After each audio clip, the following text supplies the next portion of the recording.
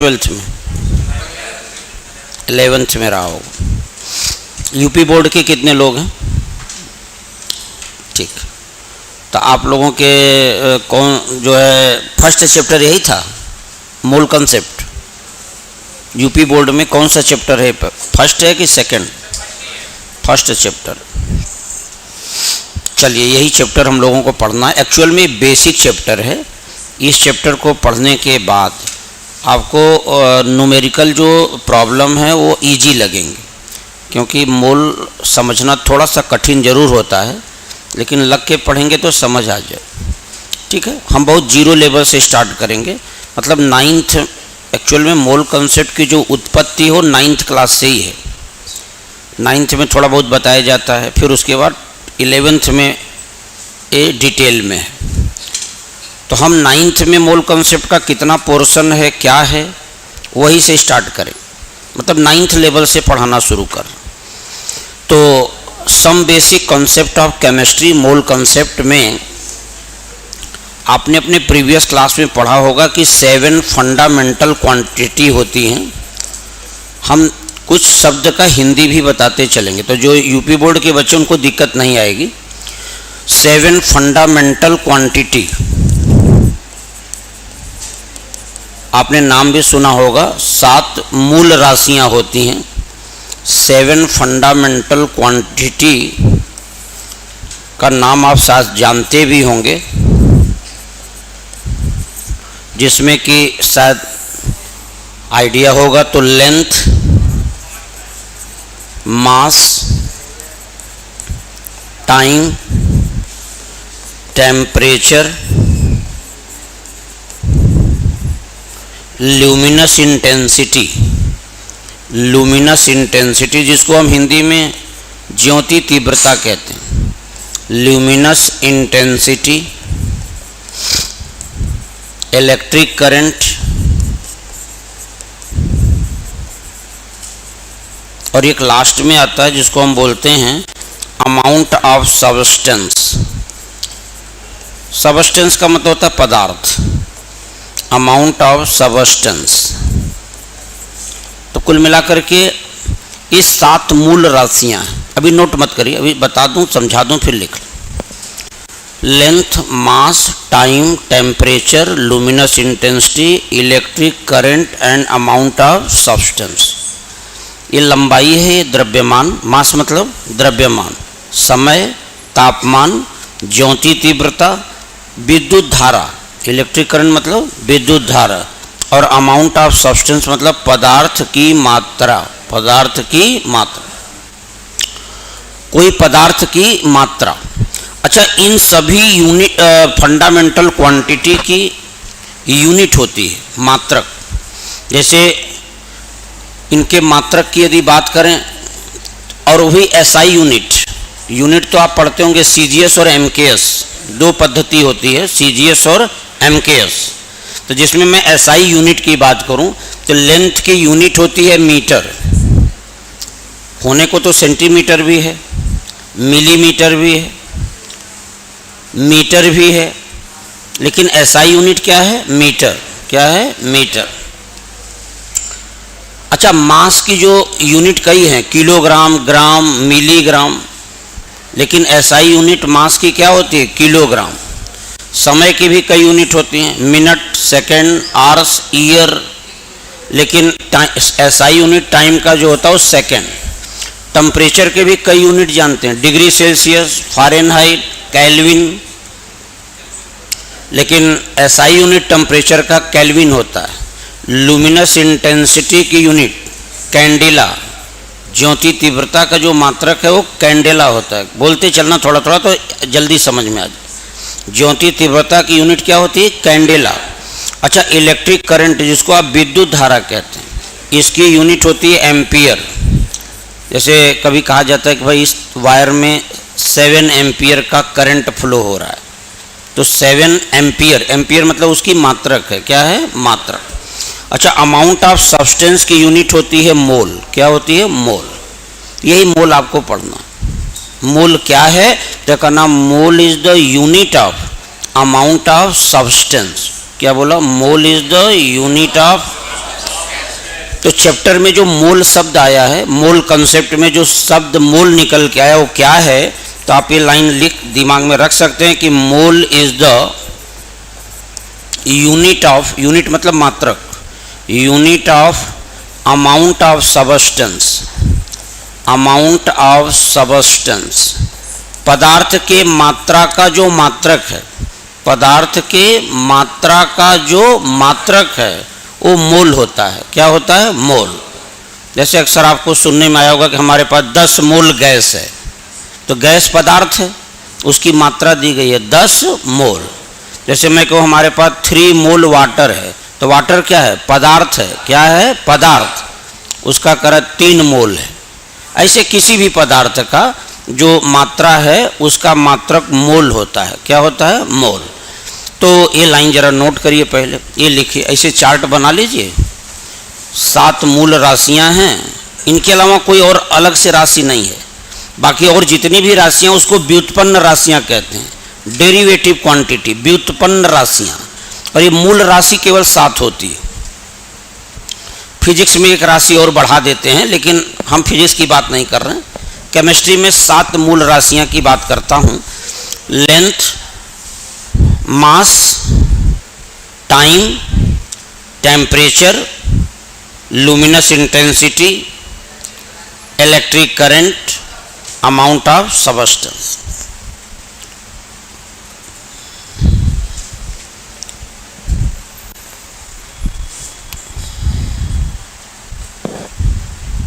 Note कर लो बेटा।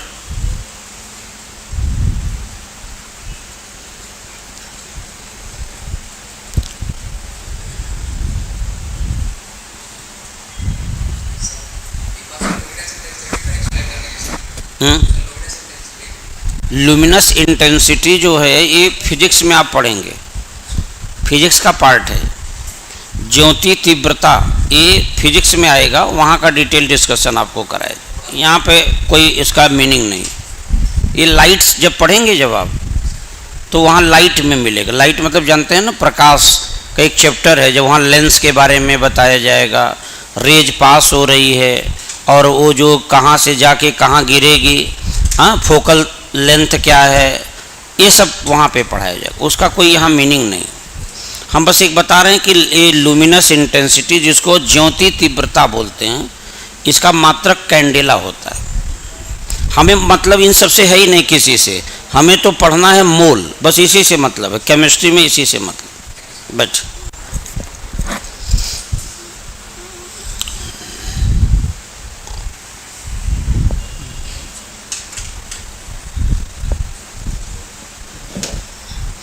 जो लाइट की इंटेंसिटी होती है ना, जो तीव्रता, मतलब उसकी कि कितनी इंटेंसिटी से लाइट जा रही है, वही उसी को ज्योति तीव्रता कहते हैं। लेकिन वो डिटेल आप वहाँ पढ़ेंगे, उसके कई फेज वगैरह होते हैं।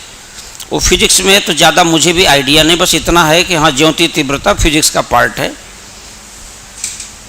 लेकिन आपको जो वास्तव में पढ़ना है वो हम बताएंगे। मोल, अमाउंट ऑफ सब्सटेंस की यूनिट होती है मोल।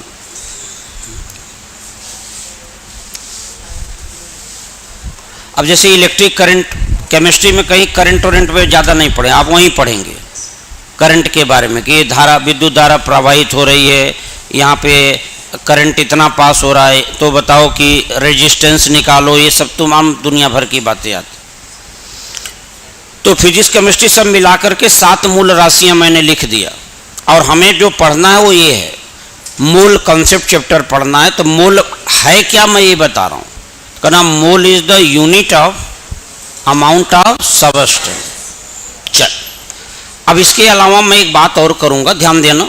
जैसे अभी आपको लिखा था एक बात कि मास को मेजर करने के कई यूनिट होते हैं, ध्यान देना। किसी भी पदार्थ का जो मास, अरे भाई बेटा बात नहीं करो, पीछे इधर आओ, तुम आगे आओ, वहां से उठो, इधर आगे आओ। तुम उसको क्या ज्ञान दे रहे हो? अरे बैठ के पढ़ो। ये देखो, मास को मेजर करने के कई मात्रक होते हैं। जैसे अभी मैंने बताया कि किसी, मास मतलब होता है भार, द्रव्यमान। अच्छा, केमिस्ट्री में हम मास भी कहें या वेट कहें, दोनों का मतलब एक ही है, जबकि फिजिक्स में अंतर है इसका। तो लेकिन हम लोग केमिस्ट्री में मास या वेट एक ही चीज़ होता है। मास या वेट को हम भार कहते हैं। क्या कहते हैं? भार। या द्रव्यमान कहते हैं। क्या कहते हैं? द्रव्यमान। हिंदी में इसी को द्रव्यमान कहते हैं। मास कहो या वेट कहो, इसको हम हिंदी में द्रव्यमान बोलते हैं। ठीक है भाई। चल, हम ये कहना चाह रहे थे कि द्रव्यमान या मास को नापने के कई यूनिट हैं। मास को हम किलोग्राम में भी मेजर करते हैं, मास को हम ग्राम में भी मेजर करते हैं, मास को हम मिलीग्राम में भी मेजर करते हैं, और मास को हम एएमयू में भी मेजर करते हैं। किसमें? एएमयू। एएमयू को हम बोलते हैं एटॉमिक मास यूनिट। क्या बोलते हैं? Atomic mass unit. अच्छा, आजकल हम एएमयू भी ना बोल करके आजकल इसी एएमयू को हम सिर्फ यू बोलते हैं। क्या बोलते हैं? यू। एएमयू ना बोलो तो एएमयू के जगह सिर्फ यू बोल सकते हैं। यू को बोलते हैं यूनिफाइड मास। यू का मतलब होता है यूनिफाइड मास। ये यू मतलब होता है यूनि। फिर से समझो कि किसी भी पदार्थ का जो द्रव्यमान है उसको नापने का कई मात्रक है। किलोग्राम भी है, ग्राम भी है, मिलीग्राम भी है, और एएमयू।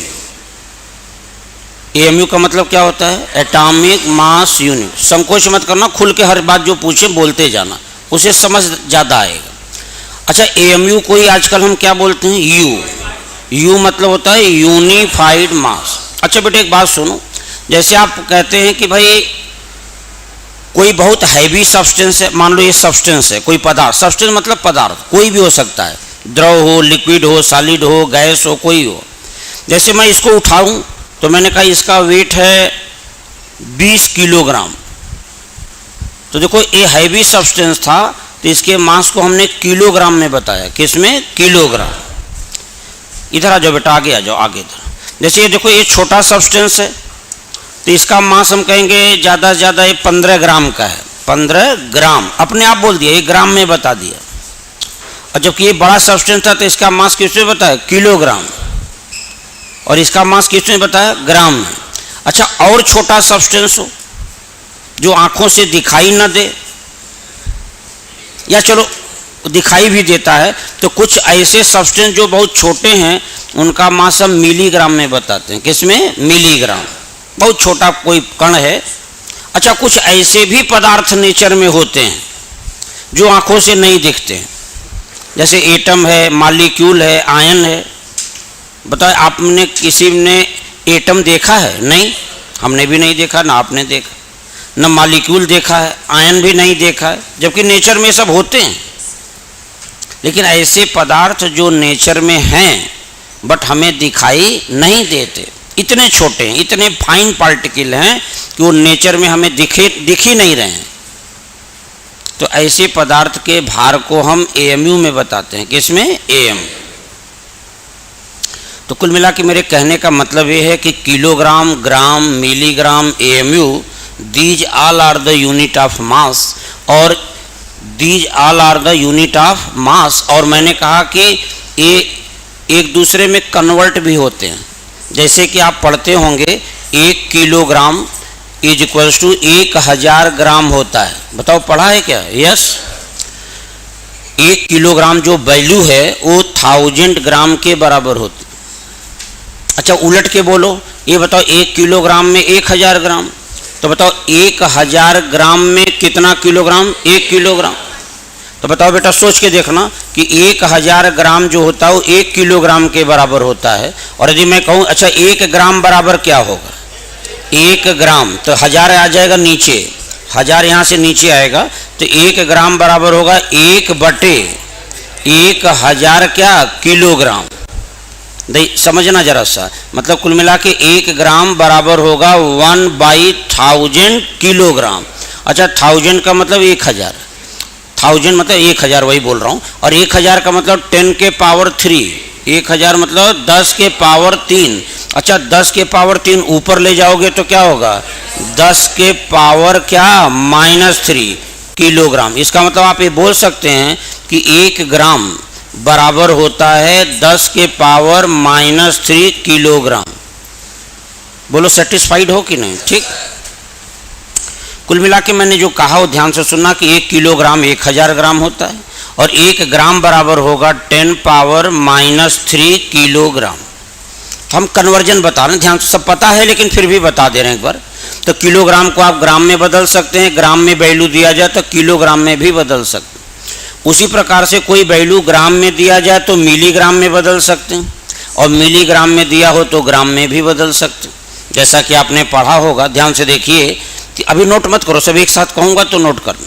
जैसे 1 ग्राम इज इक्वल्स टू होता है 1000 मिलीग्राम। 1 ग्राम जो होता है वो 1000 मिलीग्राम के क्या होता है, इक्वल। इसका मतलब ऐसे बोलें कि 1000 मिलीग्राम इज इक्वल्स टू क्या होगा, 1 ग्राम। तो बताओ 1 मिलीग्राम, ध्यान देना, 1 मिलीग्राम में कितना ग्राम, तो 1000 यहाँ आ जाएगा, तो 1 मिलीग्राम में होगा 1/1000 ग्राम। अच्छा 1000 मतलब 10 पावर 3, ऊपर जाएगा 10 पावर -, तो हम ये भी लिख सकते हैं बेटा कि 1 मिलीग्राम इक्वल होगा 10 पावर -3 ग्राम। तो देखो किलोग्राम, सॉरी, ग्राम से मिलीग्राम में बदल दो, मिलीग्राम से ग्राम में बदल सकते हो, क्योंकि सब मास के यूनिट हैं, तो सब इंटर कन्वर्टिबल हैं, एक दूसरे में चेंज हो जाते हैं। उसी प्रकार से मैं एक बात आपको बताने जा रहा हूँ, जैसे ग्राम भी मास की यूनिट है। अच्छा एएमयू भी किसकी यूनिट है, मास की। तो ग्राम में यदि कोई वैल्यू दी जाए तो एएमयू में बदल सकते हैं, और एएमयू में दिया हो तो ग्राम में बदल सकते। अब एक छोटी सी बात पहले समझा रहा हूँ, समझ लो फिर लिख लेना। एक एएमयू माने 1 एटॉमिक मास यूनिट, ये बराबर होता है 1/12 1/12 into mass of 1 atom of C12। Actual में आपने पढ़ा होगा कार्बन के 3 आइसोटोप्स होते हैं, carbon 12, carbon 13 and carbon 14। Isotopes क्या है मालूम होगा, ऐसे तत्व या ऐसे एलिमेंट जिनके परमाणु क्रमांक सेम हो, एटॉमिक नंबर क्या हो, सेम, मास नंबर जिसको हम द्रव्यमान संख्या कहते हैं, द्रव्यमान संख्या डिफरेंट हो। जैसे देखो कार्बन की बात करूं तो कार्बन के देखो सबका एटॉमिक नंबर क्या है, सेम, ये सब एटॉमिक नंबर लिखा है, और इस सभी का मास नंबर डिफरेंट है। मास नंबर क्या है, डिफरेंट। एटॉमिक नंबर मतलब परमाणु क्रमांक बोलते हैं हिंदी में, और एटॉमिक मास नंबर का मतलब द्रव्यमान संख्या, द्रव्यमान संख्या। तो देखो भाई कार्बन के 3 आइसोटोप्स हैं, एटॉमिक नंबर देखो हर जगह सेम है 666, जबकि मास नंबर अलग अलग है। तो ऐसे कलेक्टिवली इसको हम आइसोटोप्स कहते हैं, समस्थानिक कहते हैं। क्या कहते हैं, समस्थानिक। तो कार्बन के कितने समस्थानिक, 3। लेकिन इन तीनों में ये जो कार्बन 12 है ये नेचर में प्रचुर मात्रा में पाया जाता है, एडिक्वेट अमाउंट में पाया जाता है, बहुत इजली अवेलेबल है, आसानी से उपलब्ध हो जाता है। और ये सब रेयर पाए जाते हैं, बहुत कम मात्रा में पाए जाते हैं, ये आसानी से उपलब्ध नहीं होते। तो यहाँ पर जो मैंने कार्बन 12 लिया है इसके पीछे बहुत बड़ा कारण नहीं, कारण बस यही है कि ये आसानी से उपलब्ध होता है, तो हम लोग इसी को स्टैंडर्ड लेके चल रहे हैं, बाकी और कोई विशेष कारण नहीं। तो एक एएमयू, ध्यान देना, एक एएमयू बराबर होता है 1/12 into mass of 1 atom of carbon. तो 1/12 लिखो, और सुनो यहाँ पे करा एक कार्बन एटम का मास। अच्छा बताओ भाई, एक कार्बन एटम छोटा कि बहुत बड़ा, बहुत छोटा, बहुत छोटा, वो दिखाई नहीं देगा। वो कार्बन का एटम यही हो, बट वो हम लोगों को दिखाई नहीं दे। तो एक कार्बन का जो परमाणु है बेटा, उसका जो मास होता है, ध्यान देना मैं साइड में लिख दे रहा हूँ, अभी आगे बताऊंगा कि आया कहाँ से, अभी याद करना है कि एक atom carbon, mass of 1 carbon atom, एक कार्बन परमाणु का जो भार होता है वो होता है 1.99 इंटू 10 पावर -23 ग्राम। एक कार्बन एटम का जो भार होता है वो इतना ग्राम होता है। अच्छा जरा देख के बताओ, ये वैल्यू बहुत बड़ी है कि बहुत छोटी? आप लोग आगे आ जाओ, दोनों पीछे जो बैठो इधर आ जाओ, आगे आ जाओ।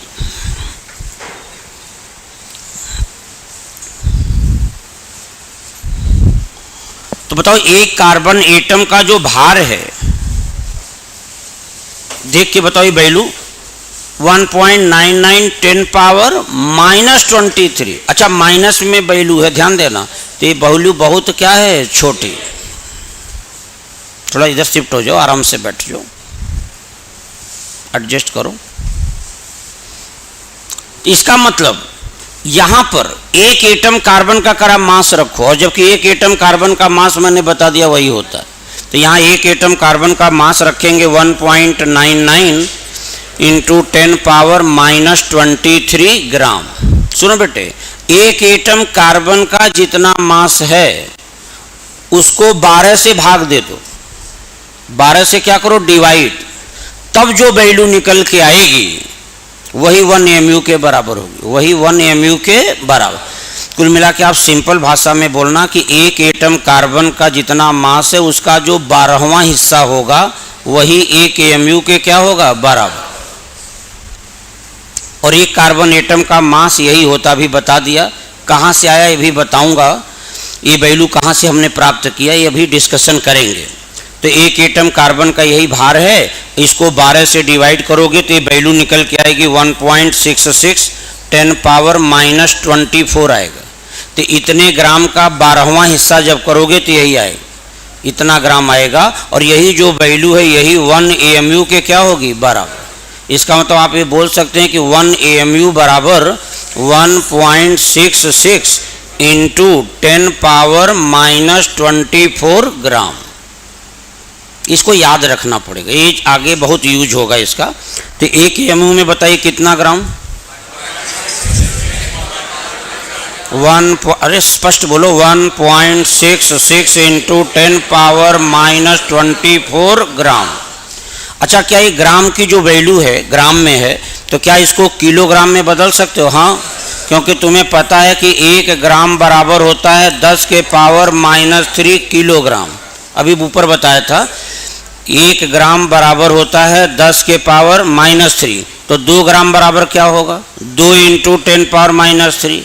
40 ग्राम बराबर क्या होगा, 40 इंटू 10 पावर -3। मतलब ग्राम में जितनी वैल्यू हो 10 पावर -3 से उसमें क्या करो, मल्टीप्लाई, तो वह ग्राम से किस में बदल जाएगा, किलोग्राम। तो चलो यही समझ लो। तो इसका मतलब ये हुआ कि हम ये लिख सकते हैं कि 1 AMU बराबर इतना ग्राम कह लो, या कहना 1.66 इंटू 10 पावर, इसमें 10 के पावर -3 से गुणा करो तो कितना आएगा,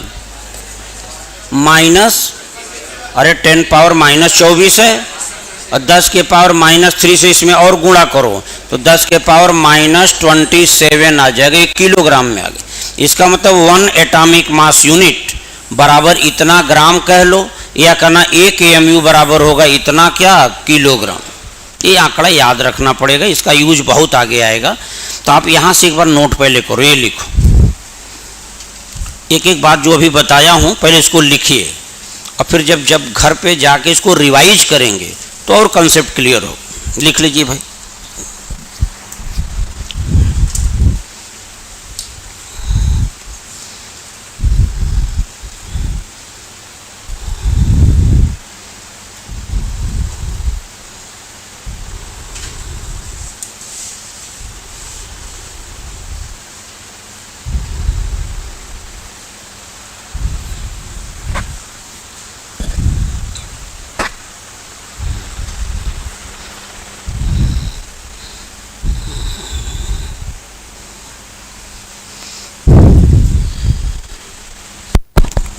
बहुत छोटा डिस्कशन कर रहा हूँ अभी, मैं आपको इंट्रोडक्शन दे रहा हूँ इस चैप्टर का।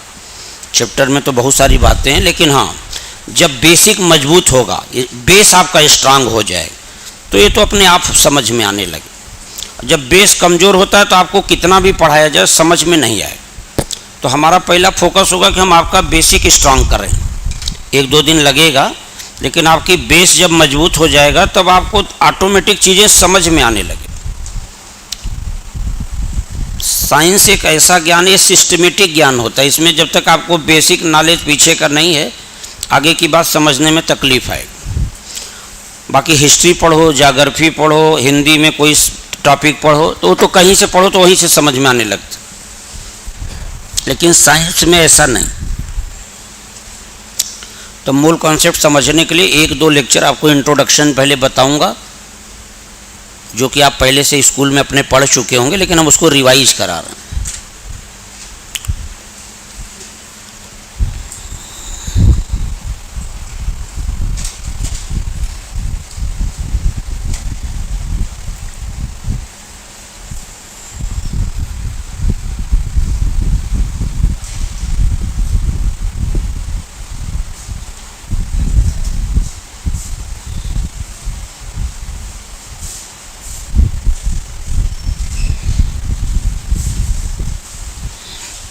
आ जाओ बेटा, आगे आ जाओ, आगे उनको, आगे इधर आ जाओ।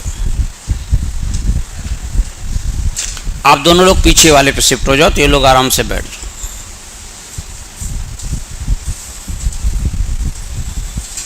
इसके जस्ट पीछे वाले पे शिफ्ट हो जाओ, वही बैठ लो बस।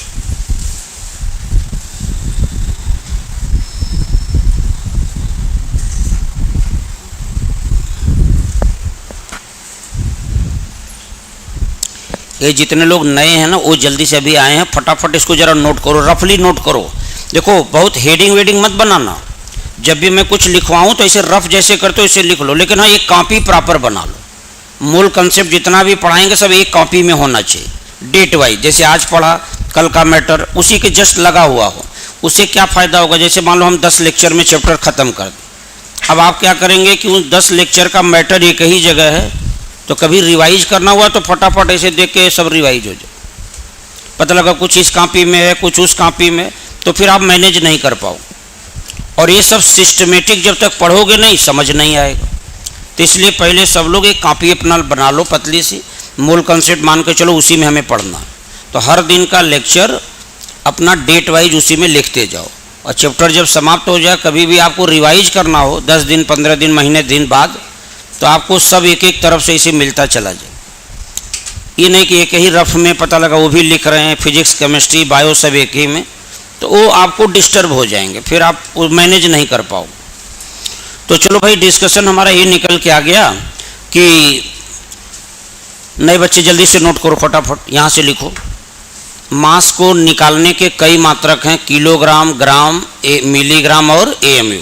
हमने कहा किलोग्राम को ग्राम में बदल सकता हूँ, ग्राम से किलोग्राम बदल सकता हूँ, ग्राम को मिलीग्राम में बदल सकता हूँ, मिलीग्राम से ग्राम में बदल सकता हूँ, इतना बताया। उसके बाद मैंने कहा AMU भी मास की यूनिट है और ग्राम भी मास की यूनिट है। पहले समझो, ग्राम किसकी यूनिट है? मास की। AMU किसकी यूनिट है? मास की। अच्छा, इन दोनों मात्रक को हम एक दूसरे में चेंज कर सकते हैं, एक दूसरे में चेंज कर सकते हैं। तो अभी मैंने बताया, बताओ भाई, एक AMU बराबर क्या होता है? 1/12 into mass of 1 carbon atom. एक AMU बराबर कितना? 1/12 इंटू मास ऑफ, अरे देख क्या रहे हो, मुंह खोल के बोलो, तुम्हारे लिए बुलवा रहा हूं। हमें तो मालूम है, तुम उसको सीखो, देखो नहीं, यहाँ पे हर चीज का रिप्लाई करो, मुंह खोलो। जो दिमाग में जंग लगा उसको धीरे धीरे छुड़ाओ। एक AMU बराबर कितना? 1/12 into mass of 1 atom of carbon 12। अच्छा, एक कार्बन एटम का मास होता कितना है? 1.99 इंटू 10⁻⁻23 ग्राम। एक कार्बन परमाणु का भार यही होता है। अच्छा, एक कार्बन एटम का यहाँ मास रखना है, यहीं रख दिया देखो, और जितना मास एक कार्बन एटम का वो यहाँ रख के 12 से क्या करा? डिवाइड, तो ये वैल्यू निकल के आई। इसका मतलब एक AMU बराबर कितना? हाथ नीचे करे, पहले मुंह खोल के बोलो। पढ़ना हो तो ईमानदारी से पढ़ो, नहीं बाहर जाओ, 50 कोचिंग है यहाँ पर। हर चीज़ को रिप्लाई करना होगा, बोलना होगा, तो धीरे धीरे धीरे धीरे बैठेगा। न्यूमेरिकल प्रॉब्लम से लोग भागते हैं। भागते इसलिए कि तुम्हारा इंटरेस्ट ही नहीं आता। क्यों? तुम ऐसे देख रहे हो उसको, अरे देखना थोड़ी, उसको बोलो। तो बोलोगे तो दिमाग में जाकर हिट करेगा, वो बैठेगा। फिर ये सब न्यूमेरिकल तुम खेलने लगोगे, 2-4 दिन बाद, 10 दिन बाद, महीने दिन बाद तुम्हें लगेगा ये सब कुछ नहीं है। इसमें तुम्हें इंटरेस्ट आएगा। इसलिए बैठो नहीं, हर जब भी कुछ पूछें उसको 2 बार, 4 बार, 10 बार, 100 बार, जब भी जरूरत पड़े उसको बोलो। बोलने से उसमें इंटरेस्ट पैदा होगा। भाई आप कहते हो ना, जप करो, लोग हैं, जैसे हर अलग अलग धर्म में क्या करते हैं, जैसे हिंदू हैं तो कहते हैं उसमें वो करो, मंत्र का जाप करो। क्या अलग अलग मंत्र नहीं, एक ही मंत्र लेके उसको 1000 बार पढ़ो।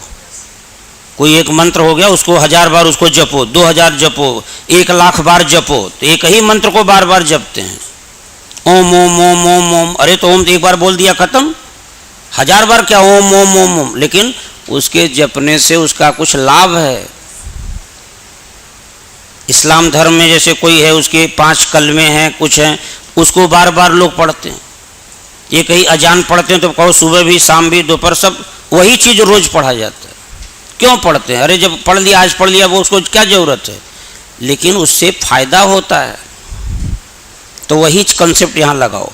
कोई भी चीज़ है, न्यूमेरिकल बात है, एक बार आपको बोल दिया, लेकिन मैं कभी फिर पूछूं, फिर बोलो, तब वो जाके यहाँ पे सेट होगा, तब इंटरेस्ट आएगा। नहीं फिर जैसे लोग कहते हैं ना, अरे मैथ, अरे जहाँ न्यूमेरिकल आया भागने लगते हैं। अरे क्यों भागते हो? क्योंकि तुम्हारा इंटरेस्ट मरा हुआ है। और क्यों मरा? तुम बोलना ही नहीं चाहते, तुम समझना ही नहीं चाहते।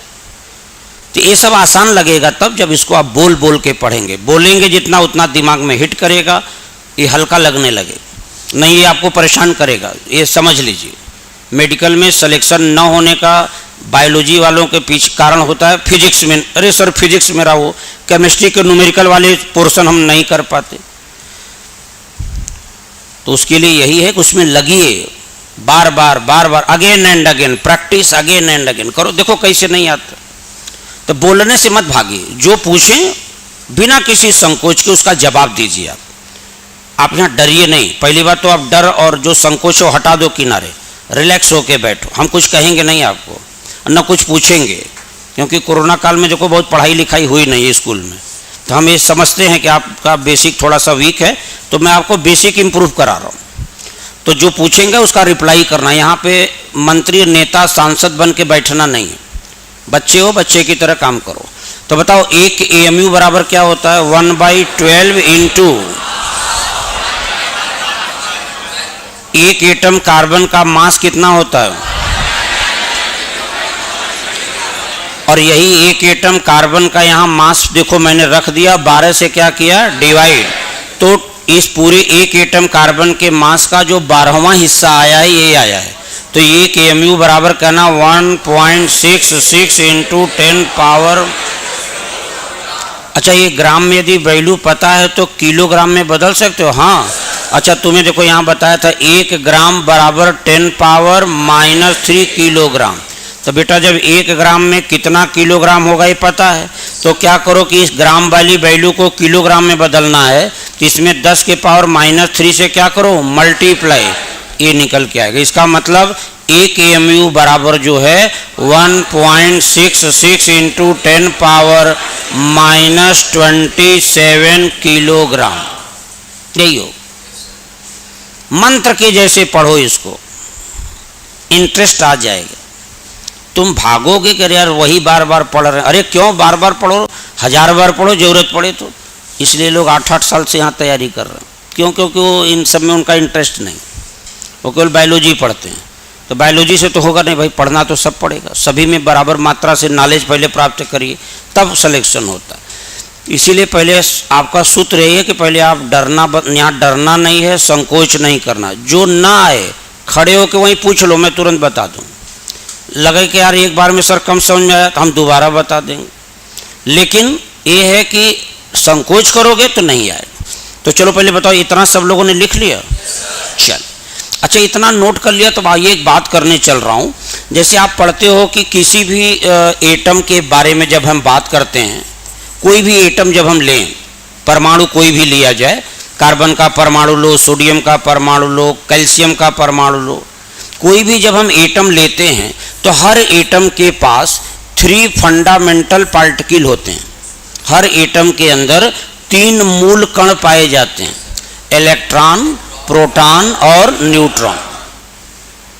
और तुम्हें पता है कि इलेक्ट्रॉन जो है वो निगेटिवली चार्ज होता है और प्रोटॉन पॉजिटिवली चार्ज होता है और न्यूट्रॉन पर कोई चार्ज नहीं होता। ये सब आपने बचपन में अपने पढ़ा है कि इलेक्ट्रॉन, प्रोटॉन, न्यूट्रॉन ये सब एटम के अंदर पाए जाते हैं। 3 मूल कण यही पाए जाते हैं। कण और होते हैं, Mason, positron, neutrino, anti neutrino, बहुत सारे सब पार्टिकल भी एटम के अंदर होते हैं, लेकिन मैं मूल कण की बात कर रहा हूँ कि एटम है वो 3 fundamental particle, electron, proton as well as neutron. Electron is negatively charge, proton is positively charge, neutron पर नो चार्ज, कोई भी चार्ज नहीं होता। और एक बड़ी इंपॉर्टेंट बात आपको बताऊं कि एक इलेक्ट्रॉन का जो मास है, मास मतलब द्रव्यमान, वो होता है 9.1 इंटू 10 पावर माइनस 28 ग्राम, नहीं माइनस 31 किलोग्राम होता है। वो किलोग्राम में आप बता रहा हूँ, मैं ग्राम में लिख रहा हूँ। 9.1 इंटू 10 पावर माइनस 28 ग्राम। आपको जो याद होगा वो किलोग्राम में याद है, लिखने को किलोग्राम में भी लिख सकते हो कि 9.1 इंटू 10 पावर माइनस 31। भाई इसी में 10 के पावर माइनस 3 से क्या करो, मल्टीप्लाई, तो किलोग्राम में आ जाएगा। ठीक, समझ लो। एक प्रोटॉन का जो मास होता है, द्रव्यमान, वो होता है 1.66 10 पावर माइनस 24 ग्राम। अच्छा, आपने ये भी पढ़ा, अभी लिखो नहीं, जब पहले हम समझाएं फिर उसके बाद फिर लिखना। आपने अपने स्कूल में पढ़ा होगा या कभी भी अवसर मिला होगा तो जानते होंगे कि एक प्रोटॉन का जितना मास होता है, न्यूट्रॉन का मास भी लगभग वही होता है। प्रोटॉन का मास न्यूट्रॉन का मास नियरली इक्वल होता है, लगभग बराबर होता है, लगभग बराबर होता है। तो एक प्रोटॉन का जो भार है वो इतना होता है, तो न्यूट्रॉन का भार भी लगभग प्रोटॉन के भार के बराबर ही होता है, ये जानकारी में रखो। एक न्यूट्रॉन का मास भी यही लिख दो, 1.66 10 पावर माइनस 24 ग्राम। होने को ये होता ना, यहाँ 3 होता है, यहाँ 7 होता है, बस अंतर इतना ही है, बहुत बड़ा अंतर नहीं। 1.66 3 इंटू 10 पावर माइनस 24, ये है 1.667 इंटू 10 पावर माइनस 24। और आप पढ़ते हो डेसिमल के, दशमलव के दूसरे डिजिट के बाद के नंबर का हम उसको तवज्जो नहीं देते, उसको कोई बहुत विशेष वैल्यू नहीं देते। तो एक प्रोटॉन का मास और एक न्यूट्रॉन का मास तुम करना लगभग बराबर ही होता है, लगभग बराबर होता। अच्छा देखो, अभी थोड़ी देर पहले मैंने तुम्हारे सामने एक प्रस्ताव रखा था, एक बात रखी थी कि ये देखो 1 AMU बराबर इतना ग्राम होता है, ध्यान से समझना। तो ये बताओ, इतना ग्राम जो वैल्यू है यही किसके बराबर है, 1 AMU। और एक प्रोटॉन का जरा मास बताओ कितना है, मुंह खोल के बोलो ना, 1.66 इंटू 10 पावर माइनस 24 ग्राम। तो यही तो है, और यही वैल्यू देखो यहाँ भी लिखा है। और ये पूरा इतना ग्राम किसके बराबर, 1 AMU। तो आप एक बात कह सकते हैं कि एक प्रोटॉन का मास इतना ग्राम कह दो, सही है, या इसी को बोल देना 1 AMU। क्या, 1 AMU। भाई इतना ग्राम वैल्यू ही तो 1 AMU होता है, और एक न्यूट्रॉन का मास भी इतना ही ग्राम लिखा है, यही वैल्यू किसके बराबर होगा, 1 AMU। इसका मतलब हमें बोल सकते हैं कि एक प्रोटॉन का मास 1 AMU होगा, करना सही है। एक न्यूट्रॉन का मास 1 AMU होगा, ये भी सही है। एक प्रोटॉन का मास 1.66 इंटू 10 पावर माइनस 24 ग्राम होगा, सही है। एक न्यूट्रॉन का मास 1.66 इंटू 10 पावर माइनस 24 ग्राम होगा, ये भी सही है। तो कहने का मतलब ये है कि ये बारीकी को आपको समझना पड़ेगा। लिख लो इस बात को, एटम है वह 3 fundamental particle, electron, proton as well as neutron. Mass of each particle given है। इलेक्ट्रॉन का मास क्या है, प्रोटॉन का मास क्या है, न्यूट्रॉन का मास क्या है, लिखा हुआ है।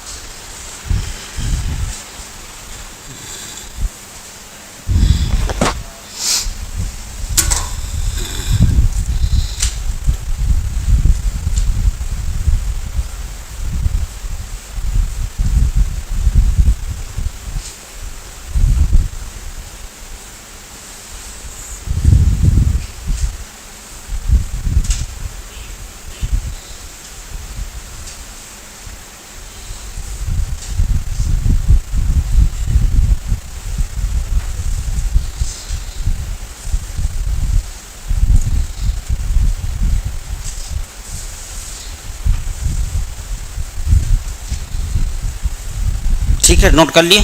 चल तो चलो भाई, एक प्रोटॉन का कोई मास पूछे तो ग्राम में बताना तो ये बता देना, AMU में करना 1 AMU। एक न्यूट्रॉन का मास बताइए तो इतना ग्राम कह लो या 1 AMU, दोनों बातें चल जाए। अच्छा चलिए, इतना यदि आइडिया लग गया तो एक बात आपको बताऊंगा। जैसे आप पढ़ते होंगे कि किसी भी एटम की हम बात करें, XYZ कोई एटम ले लो, carbon atom, sodium atom, nitrogen atom, कोई भी परमाणु लो, हर परमाणु के नीचे बेस में एक संख्या लिखा होता है जिसको हम परमाणु क्रमांक या एटॉमिक नंबर कहते हैं, एटॉमिक नंबर। और इस परमाणु के ऊपर भी एक संख्या लिखा होता है जिसको हम मास नंबर कहते हैं। क्या कहते हैं? Mass number. हिंदी में इसी को द्रव्यमान संख्या कहते हैं, द्रव्यमान संख्या। और जो नीचे संख्या लिखा होता है उसको हम एटॉमिक नंबर कहते हैं, एटॉमिक नंबर कहते हैं। परमाणु क्रमांक हिंदी में इसको बोला जाता है। हम धीरे धीरे हम हिंदी और दोनों बोलते रहेंगे तो आपको दिक्कत आएगी नहीं। तो चलो भाई, हमने कहा कि कोई भी जब हम परमाणु लेते हैं तो परमाणु के नीचे एक संख्या लिखी होती है जिसको हम Z से प्रदर्शित कर रहे हैं, और ऊपर एक संख्या लिखी होती है जिसको हम A से प्रदर्शित करते हैं।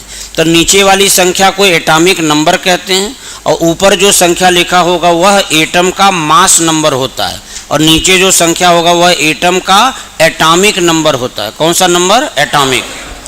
और एक बात बताऊंगा कि किसी भी एटम का एटॉमिक नंबर कितना होगा, तो कहना उस एटम के न्यूक्लियस में जितने नंबर ऑफ प्रोटॉन होंगे वही नंबर एटम का एटॉमिक नंबर होगा।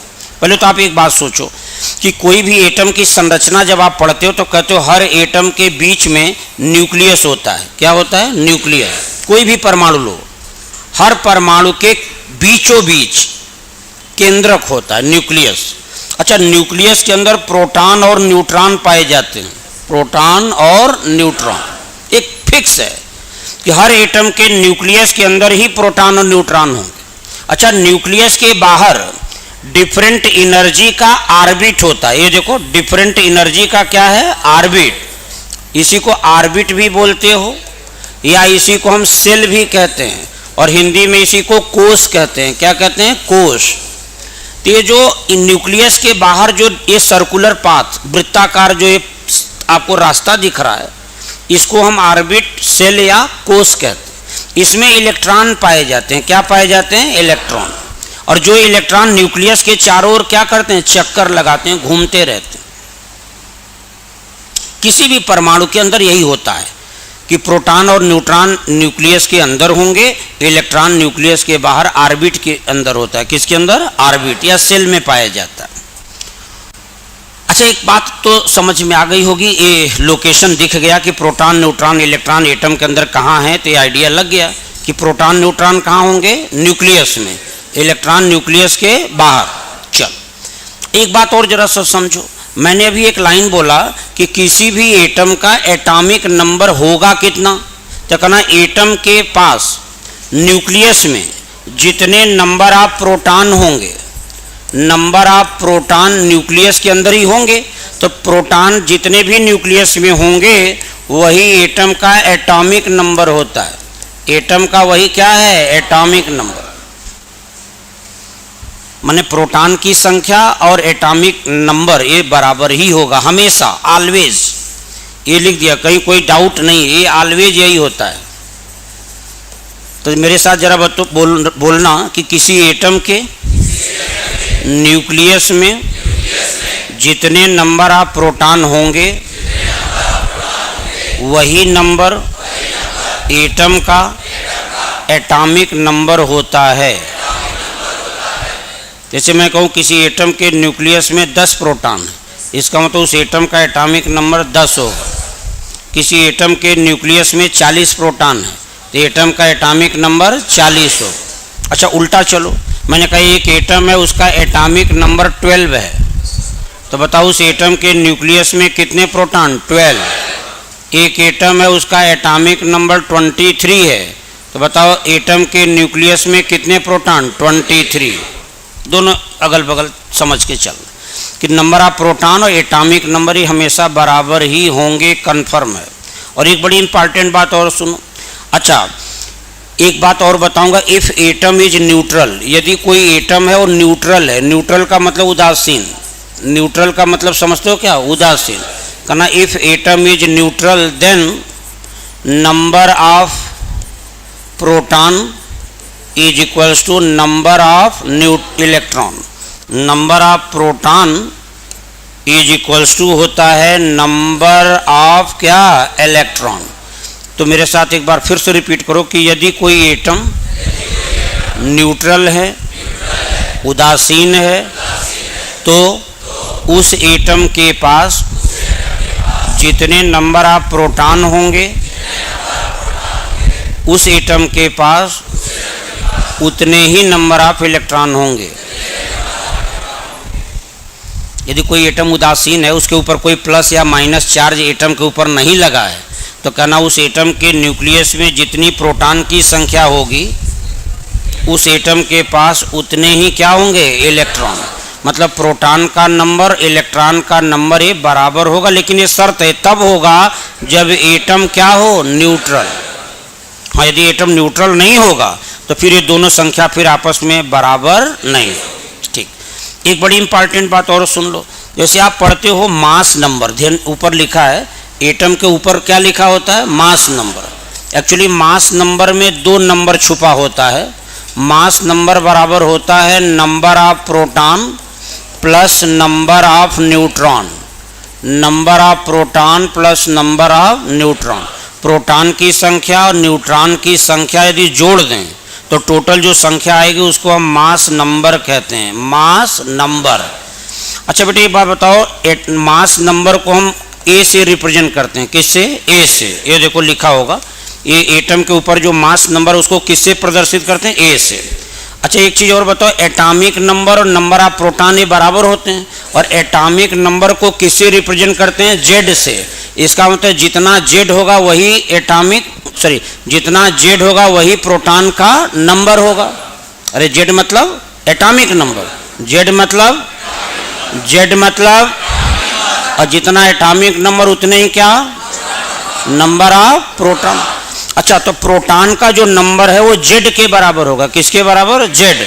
तो प्रोटॉन के नंबर की जगह जेड लिख, जेड मतलब एटॉमिक नंबर, जेड मतलब एटॉमिक। तो मास नंबर ए है बराबर जेड क्या है, नंबर ऑफ प्रोटॉन या एटॉमिक नंबर, अब प्लस हो गया number of neutron, number of क्या, न्यूट्रॉन। अच्छा भाई बताओ, थोड़ा सा गणित आपको पता होगा, ये ए है तो ए इधर लिखा है, जेड इधर इक्वल के इधर ले आओ, तो इधर आके क्या होगा, माइनस। तो ए में से जेड को घटा दो, ए में से जेड को घटाने के बाद जितनी संख्या बच जाए वही है number of neutron, number of neutron. ये है नंबर ऑफ न्यूट्रॉन होता है। इसका मतलब आप ये बोल सकते हैं कि मास नंबर में से एटॉमिक नंबर को क्या करो, माइनस, तो जो रिमेनिंग नंबर होगा, बचा हुआ जो नंबर आएगा, संख्या जो बची रह जाएगी, वही है नंबर ऑफ न्यूट्रॉन, वही है नंबर ऑफ न्यूट्रॉन। तो चलिए मेरे साथ फिर से एक बार बात बोलेंगे कि किसी भी एटम के न्यूक्लियस में जितने नंबर ऑफ प्रोटॉन होंगे वही नंबर एटम का एटॉमिक नंबर होता है। यदि एटम न्यूट्रल है तो एटम के न्यूक्लियस में जितने नंबर ऑफ प्रोटॉन होंगे उस एटम के पास उतने ही नंबर ऑफ इलेक्ट्रॉन होंगे। अच्छा आगे बोलना, मास नंबर बराबर number of proton plus number of neutron, mass number बराबर number of proton plus number of neutron.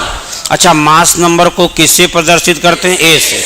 अच्छा नंबर ऑफ प्रोटॉन मतलब एटॉमिक नंबर, और एटॉमिक नंबर को किससे लिखते हैं, जेड से। तो प्रोटॉन के नंबर की जगह जेड लिख दिया। अच्छा मास नंबर में से एटॉमिक नंबर को क्या करें, माइनस, तो आएगा नंबर ऑफ न्यूट्रॉन। जैसे एक उदाहरण दे रहा हूँ, 2020 में एक सवाल भी आया था, इसी पर बेस्ड आया था। खैर अभी मैं एक छोटा सा उदाहरण दे रहा हूँ, जैसे 11 सोडियम 23, ये लिख दिया। सोडियम परमाणु है, Na से लिखा जाता है। अच्छा हर परमाणु एक सिंबल से प्रदर्शित करते हैं, C मतलब, N मतलब, O मतलब, Fe मतलब आयरन, बोलो बोलो। अच्छा जैसे लिख दें Ag मतलब, Au मतलब हर परमाणु को किसी न किसी सिंबल से प्रदर्शित करते हैं। तो जैसे सोडियम को हम Na से प्रदर्शित करते हैं, किसे? Na। तो 11 सोडियम 23 लिखा है। अच्छा कोई पूछे कि बताओ ये सोडियम जो एटम है, एटॉमिक नंबर बताओ क्या हो? सोडियम परमाणु का एटॉमिक नंबर बताइए, तो आप कहेंगे 11। अच्छा ये सोडियम एटम का जरा मास नंबर बताइए, ऊपर जो लिखा है मास नंबर है, मास नंबर बताओ क्या होगा भाई? 23। अच्छा ये सोडियम एटम जो है, इसके पास नंबर ऑफ प्रोटॉन कितने होंगे? एटॉमिक नंबर जितना है वही नंबर ऑफ प्रोटॉन होगा। बिल्कुल संकोच में, बच्चे ना बनो, बहुत बड़े हो गए हो, थोड़ा बड़े जैसा बिहेव करो, हर चीज़ का रिप्लाई करो, बचपना ना दिखाओ। नंबर ऑफ प्रोटॉन कितना? 11। एटॉमिक नंबर जो है वही प्रोटॉन का नंबर है, तो क्यों सोच क्या रहो? एटॉमिक नंबर 11 है, इसका मतलब सोडियम के पास नंबर ऑफ प्रोटॉन की संख्या भी 11 होगी। अच्छा बताओ एटम के पास नंबर ऑफ न्यूट्रॉन कितने होंगे? नंबर ऑफ न्यूट्रॉन बताओ। सोडियम परमाणु के पास कितने न्यूट्रॉन होंगे? 12। इस संख्या में से इस संख्या को क्या करो? माइनस। अभी तो बताए, देखो लिखा है मास नंबर में से एटॉमिक नंबर को क्या करो? माइनस। तो मास नंबर क्या है? 23। अरे सो नहीं, पानी वानी पियो बेटा, अभी तुम आते ही सोने लगी तो क्या पढ़ पाओगे। ये 23 क्या है? Mass number. खड़े हो जाओ, पहले खड़े हो जाओ। अरे पानी वानी पर 10 मिनट, अभी क्लास 15 मिनट हुआ, तुम सो रही हो। ये 23 क्या है? और ये क्या है? इस संख्या में से इस संख्या को घटाओ, कितना आएगा? 23 माइनस 11 करो तो वही नंबर ऑफ न्यूट्रॉन 12 होगा, ये देख लेना। अच्छा बताओ, पहली बात है एटम चार्ज है कि न्यूट्रल? चार्ज होता है तो उसके ऊपर प्लस या माइनस होता है। जैसे सुनो, जैसे Na प्लस लिख दें तो ये चार्ज है, क्या है? चार्ज। O-2 ये क्या है? चार्ज। Fe+3 ये क्या है? चार्ज। लेकिन केवल Fe लिख दें तो ये क्या है? न्यूट्रल। केवल Na क्या है? न्यूट्रल। केवल O लिखा है तो क्या है? न्यूट्रल। मतलब किसी के ऊपर यदि प्लस या माइनस लगा हुआ है तो वो चार्ज है, और यदि ये सब नहीं लगा है तो न्यूट्रल है। क्या है? न्यूट्रल। तो ध्यान से देखो, सोडियम पर कोई चार्ज है कि नहीं? नहीं। तो सोडियम कैसा परमाणु है? न्यूट्रल। यदि न्यूट्रल एटम है तो मैंने कहा था, और यहाँ ऊपर लिखा है, देखो लिखा भी तुम्हारे सामने, if atom is neutral, if atom is neutral then number of proton बराबर नंबर ऑफ इलेक्ट्रॉन। तो बताओ इस एटम पर कोई चार्ज है कि नहीं? नहीं। तो इस एटम के पास कितने प्रोटॉन हैं? 11। तो इसका मतलब इस एटम के पास नंबर ऑफ इलेक्ट्रॉन कितने होंगे? 11। इलेक्ट्रॉन का नंबर भी 11 ही हो। ये तो मैंने क्वेश्चन ऐसे ही बता दिया। अब 2020 में नीट में, 2020 में नीट में एक क्वेश्चन इसी पर बेस्ड आया था, और क्वेश्चन था, एक एटम था लुटेटियम, Lu को लुटेटियम बोलते हैं। इसका एटॉमिक नंबर 71 था, मास नंबर 175 था। ये दिया था, इतना ये दिया था। Lu को हम बोलते हैं, इसका नाम लिख दे रहा हूँ, ये लुटेटियम एटम है, लुटेटियम। ठीक है भाई। तो बताओ भाई, इस एटम का पूछा जाए कि बताओ लुटेटियम एटम जो है, परमाणु है, इसका एटॉमिक नंबर बताओ। हर सभी का मुंह खोलना चाहिए, नहीं पढ़ो चाहे ना पढ़ो, भगा दूंगा यहाँ से। तमीज से बैठो, मैंने 1000 बार बोल दिया, तुम्हें मुंह खोल के हर बात को रिप्लाई करना है।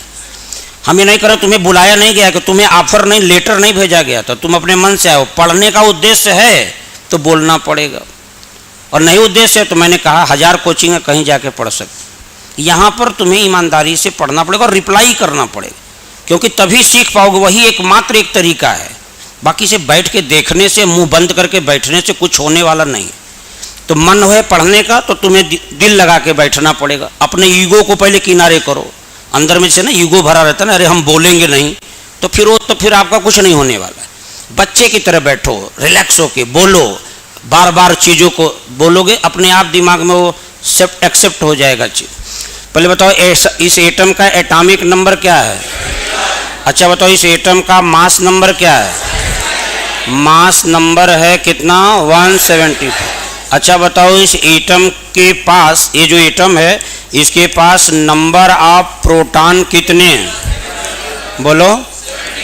दिख रहा है ना, 71 71। अच्छा बताओ इस एटम के पास नंबर ऑफ न्यूट्रॉन कितने? न्यूट्रॉन की संख्या निकालनी है तो क्या करोगे, mass number minus atomic number. तो 175 में से 71 माइनस करो, 104, तो 104। अच्छा बताओ ये एटम चार्ज है कि न्यूट्रल? तो बताओ इस एटम के पास नंबर ऑफ इलेक्ट्रॉन कितने? बस अंतर ये होगा कि प्रोटॉन न्यूक्लियस के अंदर होगा, न्यूट्रॉन न्यूक्लियस के अंदर होगा, इलेक्ट्रॉन न्यूक्लियस के बाहर होगा, बस यही है। तो लोकेशन सबका मालूम है। तो ये नोट करो जरा, यहाँ से पूरा मैटर यहाँ से हल करो, पूरा मैटर नोट करो। इसलिए हमने कहा देखो बेटा 1000 बार ना बोलना पड़े, पढ़ो, रिलैक्स होके पहले बैठो, डरो नहीं, हर चीज़ को रिप्लाई करो, सहज होके बैठो। हमसे डरने की जरूरत नहीं, हम आपको डराने नहीं आए, सिखाने आए। बस जितना बोलोगे उतना तुम्हें श्योर है कि सीख जाओगे, और नहीं बोलोगे भैया कहीं जाके पढ़ लो, तुम दुनिया में तुम्हें दिक्कत ही हमेशा बनी रहेगी।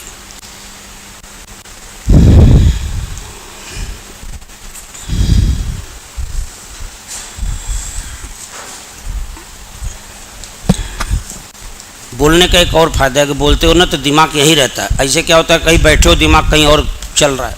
हर लोगों का दिमाग स्थिर थोड़ी होता है, पता नहीं घर की बात सोच रहा है, ट्रेन में कुछ देख लियो वहाँ की बात सोच रहे हो, हाँ कोई मार्केट में कुछ देख लिया वहाँ की बात सोच रहे हो, तो दुनिया भर की बातें दिमाग में चलती रहती। इसलिए जब बोलते हो ना तो तुम्हारा दिमाग कंसंट्रेट यहीं पे रहता है। तो 1-1.5 घंटा खूब कंसंट्रेट होकर पढ़ो। तुम्हें 1 महीने में लगेगा कि नहीं मैंने पहले की तुलना में आज बहुत कुछ तुम्हें आने लगा है। पीछे तक ये दिखाई दे रहा, बड़ा तो कर दूं कि दिखाई दे रहा है? बड़ा कर दूं, चलो लिखो, ये देखो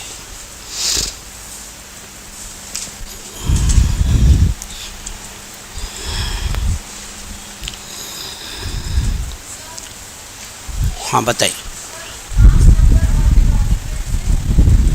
मास नंबर एटॉमिक वेट दोनों अलग हैं, लेकिन अभी बताऊंगा। मास नंबर जो होता है एक प्योर नंबर होता है, और एटॉमिक वेट जो होता है वो उसका कोई वेट वैल्यू वही आएगी। जैसे मास नंबर सोडियम का 23 है और एटॉमिक वेट भी 23 ही आएगी। एक्चुअली एटॉमिक वेट एक रिलेटिव नंबर होता है, अभी डिस्कशन करूंगा, अभी बताऊंगा, ये डिफरेंस आपको क्लियर कर दूंगा। जैसे सोडियम का ऊपर लिखा ना मास नंबर 23 है, तो एटॉमिक वेट भी 23 ही होता है, वही संख्या एटॉमिक मास भी होगी।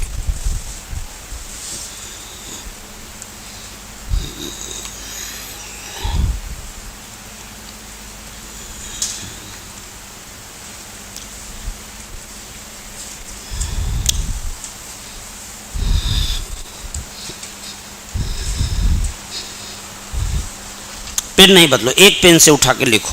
तुम्हें कोई स्कूल की पढ़ाई थोड़ी है, एक पेन उठा लो उसी से लिखो। अच्छा स्पीड भी बड़ी ज़रूरी होती है।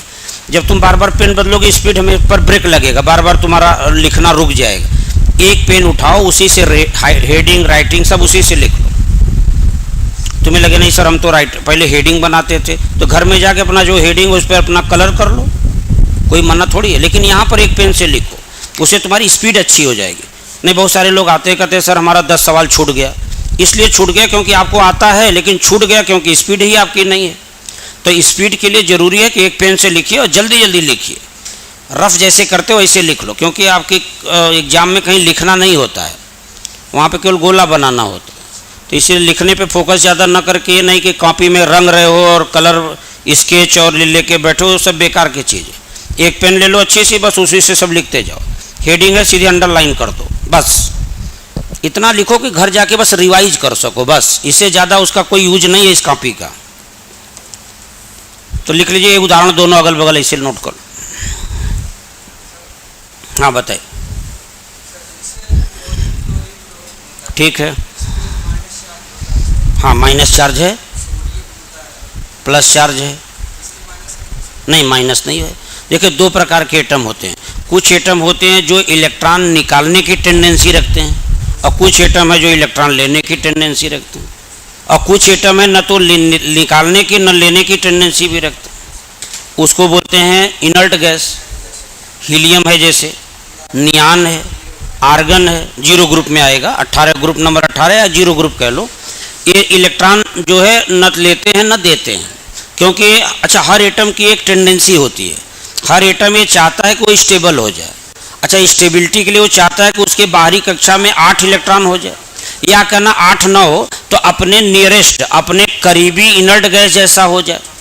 जैसे हाइड्रोजन चाहेगा वो हीलियम जैसा हो जाए। हीलियम के आउटर मोस्ट में कितने इलेक्ट्रॉन? 2। तो हाइड्रोजन चाहेगा वो हीलियम जैसा बन जाए, तो वो क्या करेगा? हाइड्रोजन के पास 1 इलेक्ट्रॉन है, एक बाहर से लेना चाहेगा। जैसे हम सब लोग क्या चाह रहे हैं कि हम लोग इस दुनिया के सबसे बड़े आदमी बन जाए, जो भी हैं उन्हीं के बराबर बन जाए, यही तो चाह रहे हैं, उसीलिए तो पढ़ा रहे हैं। नहीं क्यों पढ़ाते? हम अपना घर में बैठे रहते, मोबाइल चलाते, व्हाट्सएप देखते। अरे बोलो, करते कि नहीं करते? कुछ उद्देश्य हमारा। और आपका क्या उद्देश्य? आप डॉक्टर बनना चाह रहे हैं, डॉक्टर बन के आप जो है कमाना चाह रहे हैं। फाइनली सबका उद्देश्य क्या है? मोस्टली बहुत कम लोग हैं जिनका उद्देश्य सेवा करना है। अब वो दुनिया में बहुत कम ही लोग हैं, लाखों 2 लाख या करोड़ों में कोई एक आध लोग मिल जाए कि जो कहने हमें रुपया पैसा से नहीं मतलब, हम तो केवल धर्मार्थ और सेवा करते। लेकिन मोस्ट ऑफ द पीपल ऐसे हैं जिनको कुछ न कुछ चाहिए। जैसे हमारा भी कुछ उद्देश्य होगा कि हम पढ़ाएंगे, पैसा अर्जित करेंगे तो मैं ये करूँगा ये करूँगा। ऐसा तो आप सोच रहे होंगे हम डॉक्टर बन जाएं तो हम पैसा कमाएंगे और ये करेंगे, बिल्डिंग बनवाएंगे, 20 गाड़ियाँ खरीदेंगे, वो आपका अपना उद्देश्य है। तो हर आदमी की स्टेबिलिटी का अलग अलग दायरा है। उसी प्रकार से एटम के अंदर भी होता है। कुछ एटम ऐसे हैं जो इलेक्ट्रॉन निकाल करके स्टेबिलिटी पर प्राप्त कर लेते हैं, कुछ एटम है जो इलेक्ट्रॉन लेकर स्टेबल हो जाते हैं। तो सोडियम के बारे में जब आप बात करते हैं, मैं 2 उदाहरण आपके समक्ष रख रहा हूँ। जैसे सोडियम का जब परमाणु लेते हो तो सोडियम के पास इलेक्ट्रॉन होते कितने? 11। भाई एटॉमिक नंबर 11 है, तो एटम न्यूट्रल है, तो जितना एटॉमिक नंबर उतने इलेक्ट्रॉन। तो बताओ इसका कॉन्फ़िगरेशन करते हो तो 2, 8 और 1। तो इनर सेल में 2 और फिर 8, आउटर मोस्ट में कितने? 1, बाहरी कक्षा में 1 इलेक्ट्रॉन है। अच्छा, सोडियम चाहेगा कि उसके बाहरी कक्षा में 8 इलेक्ट्रॉन हो जाए, तो जबकि इसके बाहरी कक्षा में इलेक्ट्रॉन है कितना? 1। तो ये क्या करेगा? यही 1 इलेक्ट्रॉन अपना यहाँ से निकाल देगा, और जब निकाल देगा तो अब ये बाहरी कक्षा हो गया। 1 इलेक्ट्रॉन जो आउटर मोस्ट था वो निकल गया, तो एक खत्म। फिर इसका मतलब आउटर मोस्ट में 8 हो गया। अच्छा, सोडियम ने 1 इलेक्ट्रॉन निकाल दिया तो इस पर 1 प्लस चार्ज आ जाएगा। 1 कैसा चार्ज आएगा? प्लस। कोई भी एटम जितने इलेक्ट्रॉन का लॉस कर देता है उस एटम के ऊपर उतने ही पॉजिटिव चार्ज लगते हैं। देखो, प्लस हो गया। जैसे फ्लोरीन की आप बात करते हो तो फ्लोरीन के एटॉमिक नंबर क्या होता है? 9। तो इसका कॉन्फ़िगरेशन करोगे तो 2 और क्या आएगा? 7। तो इनर सेल में 2 इलेक्ट्रॉन, आउटर मोस्ट में 7। अच्छा, फ्लोरीन चाहेगा कि उसके बाहरी कक्षा में इलेक्ट्रॉन हो कितने? 8। तो 1 इलेक्ट्रॉन ये लेना चाहेगा, तो बाहर से जब 1 इलेक्ट्रॉन ये लेगा तो एक तरीके से इस पर आएगा क्या? माइनस। तो अच्छा, वे तत्व याद रखना, ऐसे एलिमेंट कहना atom which have tendency to loss of electron, atom which have tendency to loss of electron. ऐसे एटम जो इलेक्ट्रॉन को लॉस करने की टेंडेंसी रखते हैं वे सब मेटल होते हैं। क्या होते हैं? मेटल। और ऐसे एलिमेंट जो इलेक्ट्रॉन गेन करने की टेंडेंसी रखते हैं, गेन मतलब लेने की, वे सब नॉन मेटल हैं। क्या हैं? Non metal. इसीलिए सोडियम मेटल होता है और जो फ्लोरीन है ये नॉन मेटल, क्योंकि इलेक्ट्रॉन देने की टेंडेंसी रखता है और ये इलेक्ट्रॉन लेने के। तो ऐसे वे सारे के सारे परमाणु जो इलेक्ट्रॉन अपने अंदर से निकाल कर स्टेबल होना चाहते हैं, जनरली वे सब मेटल हैं। और ऐसे वे सारे के सारे परमाणु जो इलेक्ट्रॉन लेकर के स्टेबल होना चाह रहे हैं वे सब नॉन मेटल। तो मेटल नॉन मेटल का एक क्राइटेरिया है, अभी मैं आगे बता दूंगा और यदि आपको कहीं ज़रूरत लगेगी। हाँ, लेकिन जैसे ऐसा ध्यान से देख लो, लगे हाथ एक बात और समझो, एग्जाम्पल बता रहा हूँ। जैसे मैं लिख दूँ Na+, ऐसे लिख दूँ Na+, सोडियम प्लस है। अच्छा बताओ, सोडियम का एटॉमिक नंबर क्या होगा? एटॉमिक नंबर तो 11 ही होगा। क्या होगा? 11। अच्छा ये बताओ, सोडियम का एटॉमिक नंबर 11 है। पूछा जाए कि बताओ सोडियम के पास नंबर ऑफ प्रोटॉन कितने होंगे? 11। जितना एटॉमिक नंबर उतने ही प्रोटॉन होंगे। अच्छा ये बताओ, इस सोडियम के पास नंबर ऑफ इलेक्ट्रॉन कितने होंगे? इलेक्ट्रॉन की संख्या अब 11 नहीं, अब 10 होगी। प्लस चार्ज लग गया, मतलब 1 इलेक्ट्रॉन निकल गया। मैंने क्या बोला? यदि कोई एटम न्यूट्रल है तो जितने प्रोटॉन होंगे उतने ही इलेक्ट्रॉन। लेकिन ये एटम न्यूट्रल तो नहीं है। क्या ये न्यूट्रल है? नहीं, ये तो चार्ज हो गया। चार्ज माने 2 प्रकार का, या तो प्लस चार्ज होगा या माइनस चार्ज। इस पर प्लस चार्ज आ गया। इसका मतलब ये दर्शा रहा है कि 1 इलेक्ट्रॉन इसने निकाल दिया है। एक्चुअल में इसके पास इलेक्ट्रॉन थे कितने? 11। एक प्लस लग गया माने एक चला गया, अब इलेक्ट्रॉन बचे कितने? 10। तो अब इलेक्ट्रॉन इसके पास 10। हाँ, यदि यही प्लस में हटा देता, ये प्लस न लिखता, तो फिर यहाँ पर इलेक्ट्रॉन का नंबर जो होगा वो क्या होता है? 11। बस यही है, एक जनरल सा आइडिया दे रहा हूँ, बहुत बेसिक बात बता रहा हूँ। चलो ये भी उदाहरण के रूप में इसे लिख लो, एक एग्जाम्पल बना के इसे लिख लो। नंबर ऑफ इलेक्ट्रॉन फिर देखो यहाँ 10 हो जाए, लिख लो इसे। बैठिए बैठिए। आप प्रश्न से अपने सहमत हो गए कि नहीं जो पूछे थे? हाँ ठीक, नोट करो इसको।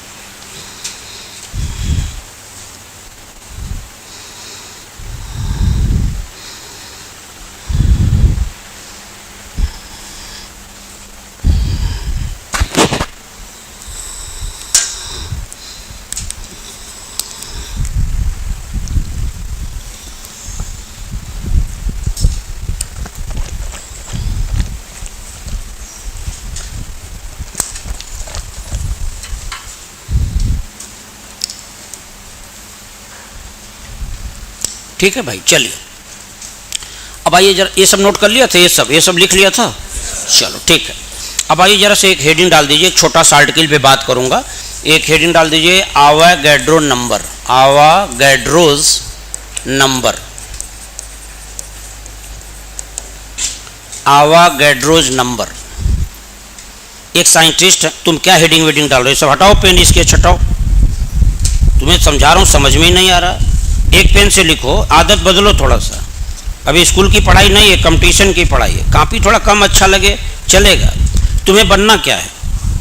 खड़े हो जाओ पहले, क्या बनने आए हो? डॉक्टर का पर्चा कभी देखा है? कभी हॉस्पिटल गए होगे, दिखाया होगा? नहीं, किसी का पर्चा तो देखा होगा। कैसे लिखते हैं? समझ आता है तुम्हें कि क्या लिखा उन्होंने? तो ऐसे लिखो कि खुद समझ पाओ, बस दुनिया ना समझ पाए कि तुमने क्या लिखा। भाई फाइनली तुम्हें हर डॉक्टर का वही है, ऐसा नहीं कि कोई बहुत डॉक्टर हैं जो बड़ा हेडिंग डाल के लिखते हैं। देखा है क्या कि कोई डॉक्टर पहले हेडिंग डालेंगे, फिर एकदम एक एक लाइन ऐसे, अरे ऐसे ऐसे करके लिख दिया, हो गया। सभी का, पूरे भारतवर्ष नहीं विश्व में जाओ, सब ऐसे ही लिखते हैं। तो तुम अलग से काहे बन रहे हो? कौन सी ऐसी राइटिंग लेके क्या करोगे? हमने क्या बोला? राइटिंग अपनी खराब मत करो, लेकिन हाँ ये है कि तेज लिखो। रफ जैसे करते हो फट फट फट फट, उसे क्या है, स्पीड तुम्हारी बढ़ेगी। बैठो, ये स्कूल की पढ़ाई नहीं, पहले तो दिमाग से हटा दो। तुम्हारी कॉपी कोई चेक नहीं करेगा तुमने क्या लिखा क्या नहीं लिखा। स्कूल में तो देखा जाता है ना, स्कूल में कॉपी चेक किया जाता है। यदि आपकी राइटिंग सही नहीं तो कहो मैडम उठा के कॉपी फेंक दें और नाराज अलग से हो जाएं, स्टूपिड, नालायक और तमाम बोलने लगेंगे। यहाँ ऐसा कुछ नहीं होना। इसलिए पहले बहुत लिखने पर नहीं, ज़्यादा यहाँ इसको मजबूत करो, इसको स्ट्रांग करो, इसमें चीज़ों को भरो। कॉपी में तो बहुत कुछ लिखा है, बुक किताबें, हजारों किताबें यहाँ पे बिक रही हैं। अंदर में कितना गया वही काम का है, जो इस पर लिखा वो बहुत काम का नहीं है। तो प्रयास ये करो कि समझो ज़्यादा से ज़्यादा, और बस लिखो इसलिए केवल कि वो थोड़ा रिवाइज कर लें। रिवाइज घर जाकर उसको देख लें कि आज क्या पढ़ा है। अब तो हम तो करें लिखने की भी बात नहीं है, अब तो वीडियो हम लोग बना के दे देते हैं कि ये सुन लो जा कर के आज मैंने दिन भर में क्या पढ़ाया क्या बोला। तो हर व्यवस्था आपके लिए की गई है। बस आप एक काम करो, पेन सब लोग एक रखो, बस उससे फ़ायदा मिलेगा। आज नहीं दिख रहा वो फ़ायदा, आपको लॉन्ग टर्म में फ़ायदा समझ में आएगा। तो मैं ये डिस्कशन करने जा रहा हूँ आवागैड्रो नंबर। हाँ, कहीं बहुत ज़रूरत है कि बहुत दो लोगों में माने डिस्टिंग्विश करना है, तब वहाँ अलग से पेन यूज कर लो, अलग बात। लेकिन मेरे पूरे सब्जेक्ट के अंदर कहीं बहुत पेन ऑन बदलने की ज़रूरत नहीं आएगी। आवागैड्रो नंबर, ध्यान से सुनो। आवागैड्रो नंबर मतलब एक साइंटिस्ट थे आवागैड्रो, उन्होंने एक नंबर, एक संख्या दिया था, और उस आवागैड्रो नंबर की जो संख्या है वो होती है 6.022 10 पावर 23। अच्छा, ये संख्या छोटी है कि बहुत बड़ी? 10 के पावर 23 लिखा है। इसका मतलब एक के आगे कितने जीरो? 23। 1 2 3 4 5 6 7 8 9 10 11 12 13 14 15 16 17 18 19 20 21 22 23। अच्छा, अभी तो मैंने इसको लिखा, अभी 6.022 से क्या करो? मल्टीप्लाई। तो इसी में जब मल्टीप्लाई कर देना तो यहाँ पर 3 जीरो और हटा दो इधर से। ये देखो 3 जीरो हटा दिया और ये लगा दिया, इसको यहीं पे लिख दिया क्या? 6022 ऐसे कर लो। चलो समझ लो, इतनी बड़ी संख्या है, 2 भी हटा दो, बहुत बड़ा वैल्यू नहीं है, 0 0 ही कर दो। क्या इसको पढ़ पाओगे? पढ़ो क्या लिखा,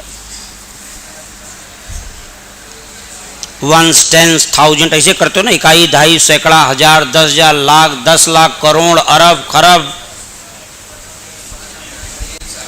नील, संघ, पदम, महासंघ, खत्म। तो पता लगा तुम यही तक कहीं आओगे, तुम्हारी बात ही खत्म। अब आगे अभी और है, जब इतनी बड़ी संख्या है, इस संख्या हल्की नहीं है, बहुत बड़ी संख्या है। इस संख्या को ही हम आवागेड्रो संख्या कहते हैं। ये लिखा हुआ है, इसको कंडेंस करके लिख दिया 6.022 इंटू 10 पावर 23। अच्छा, इस संख्या को यदि न बोलना चाहो तो इस संख्या को हम n0 से या na से प्रदर्शित करते हैं। जैसे तुमने कहीं n0 बोल दिया, इसका मतलब तुमने इसी संख्या को बोल दिया 6.022 इंटू 10 पावर 23। जैसे आप कभी 1 दर्जन कहते हो तो 1 दर्जन का मतलब कितनी संख्या? 12। अभी बताऊंगा, लेकिन छोड़ो, अभी बस इतना दिमाग में रखो, इस संख्या को नहीं बोलना चाहते हो तो इस संख्या की जगह तुम n0 या na, na का n मतलब संख्या, a मतलब आवागेड्रो, a मतलब, और n मतलब नंबर, a मतलब आवागेड्रो, n मतलब नंबर, तो आवागेड्रो नंबर na, बस ऐसे लिख दो। na का मतलब तुमने 6.022 इंटू 10 पावर 23 लिख दिया। चाहो तो ये संख्या पूरा पूरा लिख दो, चाहे na लिख दो, na का मतलब ही है यही संख्या। और एक बड़ी इंपॉर्टेंट बात बताऊंगा, ध्यान से सुनना, कि कभी भी किसी भी पदार्थ की संख्या 6.022 इंटू 10 पावर 23 हो जाए, संख्या काउंट करो, 1 2 3 4 5 6 इसे गिनते जाओ, इतनी संख्या जब पदार्थ की हो जाए तो इसको 1 मोल कहते हैं। क्या कहते हैं? 1 मोल। इतनी संख्या जब लेते हैं तो वही 1 मोल के बराबर होता है। जैसे उदाहरण समझो, जैसे मैं कहूं कि हमारे पास 6.022 10 पावर 23 एटम्स, इतनी नंबर ऑफ एटम्स हमारे पास हैं, तो कहना इसका मतलब 1 मोल एटम है। 1 मोल क्या है? एटम। 1 एटम की 1 मोल एटम। इतनी संख्या यदि एटम की ली गई है तो इसका मतलब हुआ 1 मोल एटम है। अच्छा, यदि कहूं कि हमारे पास 6.022 इंटू 10 पावर 23 इतने मॉलिक्यूल्स हैं, तो इसका मतलब क्या हुआ? 1 मोल मॉलिक्यूल। इसका मतलब 1 मोल मॉलिक्यूल है। कोई भी संख्या ले लो, किसी की संख्या ले लो, सॉरी कोई नहीं, किसी की संख्या ले लो, जैसे 6.022 10 पावर 23 इतने आयंस लो, इतनी संख्या जब आयन की लोगे तो कहना 1 मोल क्या? आयंस। तो किसी भी पदार्थ की संख्या यदि आवागेड्रो संख्या के बराबर लिया जाए तो वह पदार्थ का 1 मोल होगा। कितना मोल? 1 मोल। तो जरा मेरे साथ एक बात रिपीट करो कि किसी भी सब्सटेंस का नंबर आवागेड्रो नंबर के बराबर लिया जाए तो उस सब्सटेंस का 1 मोल होगा। यही लिखा। इतनी संख्या एटम की है तो कहना 1 मोल एटम। इतनी संख्या यदि मॉलिक्यूल की ली जाए तो कहना 1 मोल मॉलिक्यूल। इतनी संख्या आयन की ली जाए तो 1 मोल आयन। जैसे मैं कहूँ 6.022 इंटू 10 पावर 23 इतने नंबर ऑफ पेन, इतनी संख्या पेन की हमारे पास है। 1 पेन, 2 पेन, 3 पेन, 4 पेन ऐसे लेते जाओ। जब इतनी संख्या पेन की तुम्हारे पास हो जाए तो कहना 1 मोल पेन है। 1 मोल पेन। कुछ भी ले सकते हो, पेन हो, रुपया हो, पैसा हो, दुनिया की कोई वस्तु हो। उस वस्तु की संख्या यदि इतनी हो जाए तो उसी को 1 मोल मानते हैं। क्या मानते हैं? 1 मोल। इसका मतलब हुआ 1 मोल पेन। नोट करो जरा इस बात को, ऐसे लिखो। आवागेड्रो नंबर यही होता है, इसको n0 से या na से प्रदर्शित करते हैं। इतनी संख्या जब ली जाती है तो 1 मोल माना जाता है। कुछ उदाहरण नीचे लिखा, उसको लिख लो।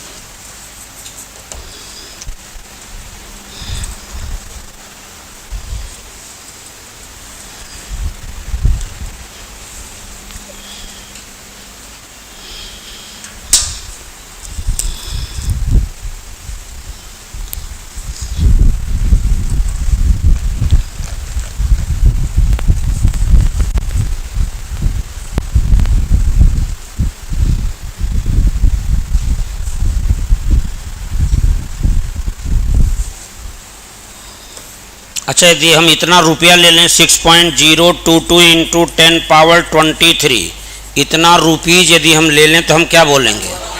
1 मोल रुपीज़। इसका मतलब मेरे पास 1 मोल रुपया है। अच्छा इसमें इसी संख्या को हम एन नॉट भी बोल सकते हैं, यही जहाँ लिखा है इसको एन नॉट भी लिख सकते हो ऐसे।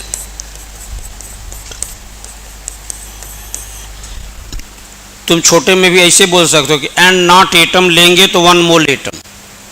ये संख्या बोल दो या एन नॉट बोल दो, एक ही चीज। उस संख्या को एन नॉट से प्रदर्शित करते हैं।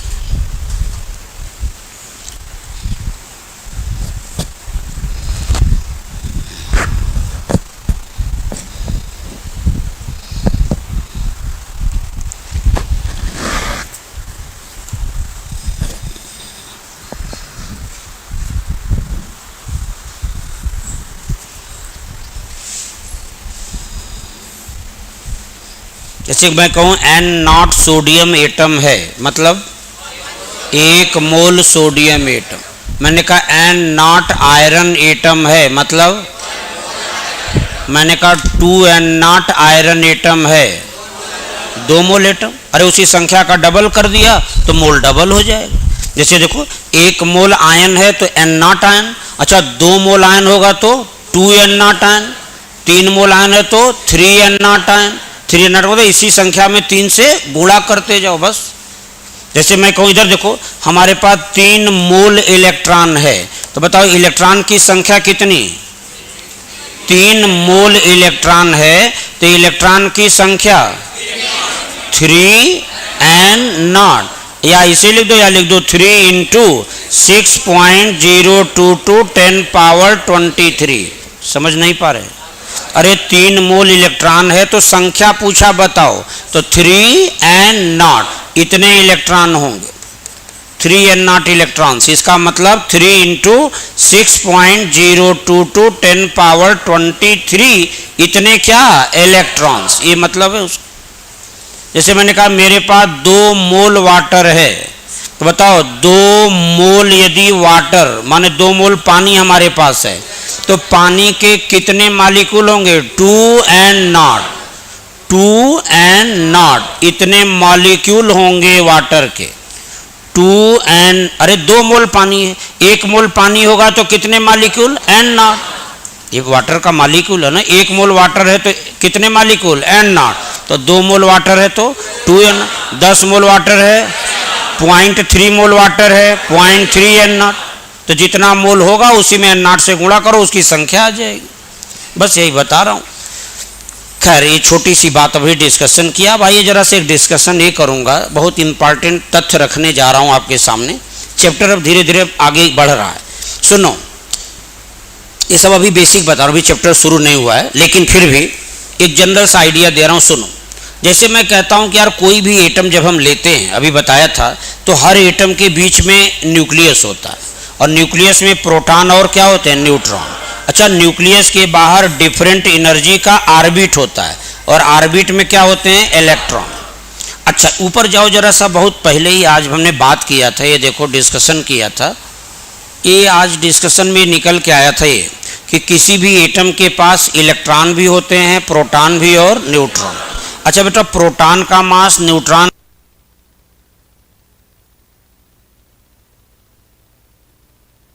लगभग सेम होता है। क्या होता है? सेम। अच्छा इलेक्ट्रॉन का मास क्या है जरा देखो, इलेक्ट्रॉन का मास ये लिखा हुआ है, कितना लिखा है? 9.1 इंटू 10 पावर -28 ग्राम। अच्छा तुम एक बात जरा बस इतना बता दो कि एक प्रोटॉन का ये मास लिखा और एक इलेक्ट्रॉन का मास ये लिखा, इन दोनों के मास का जरा आपस में तुलना करो, कंपेयर करो। जरा बैटरी ले आओ, इसका बैटरी लग रहा है।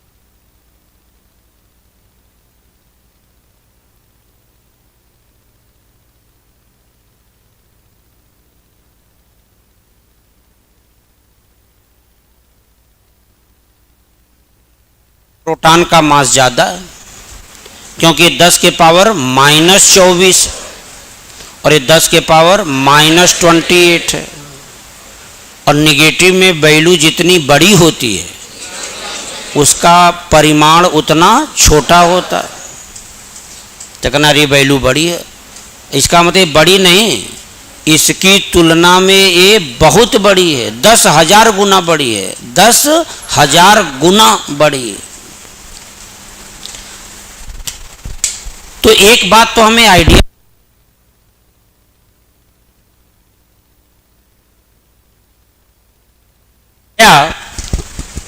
कि प्रोटॉन का जो मास है वह इलेक्ट्रॉन की तुलना में बहुत ज़्यादा है। प्रोटॉन का मास इलेक्ट्रॉन की तुलना में बहुत ज़्यादा है, या इसे कह लो कि जो इलेक्ट्रॉन का जो मास है वो प्रोटॉन की तुलना में बहुत कम है, और इतना कम है कि उसको हम इग्नोर कर सकते हैं। 10,000 गुना का अंतर है भाई। चींटी हाथी मान लो, एक चींटी एक हाथी, दोनों के मास में बहुत अंतर। तो मैं यही कहने जा रहा हूं, ध्यान से देखना, यही बात मैं यहां एनालिसिस करने जा रहा हूं कि किसी भी एटम का यदि हमें मास निकालना है, तो एक साइंटिस्ट थे रदरफोर्ड। तो रदरफोर्ड ये कहे कि यदि तुम हर एटम का जो मास होता है वो एटम के न्यूक्लियस में पाया जाता है। हर एटम का जो परमाणु का भार जो होता है वो परमाणु के न्यूक्लियस में होता है। तो उन्होंने कहा सही कहा था। क्यों? पहले बताओ, न्यूक्लियस में क्या होते हैं? प्रोटॉन और न्यूट्रॉन, और न्यूक्लियस के बाहर इलेक्ट्रॉन। और इलेक्ट्रॉन का मास बहुत ज़्यादा कि बहुत कम? बहुत कम।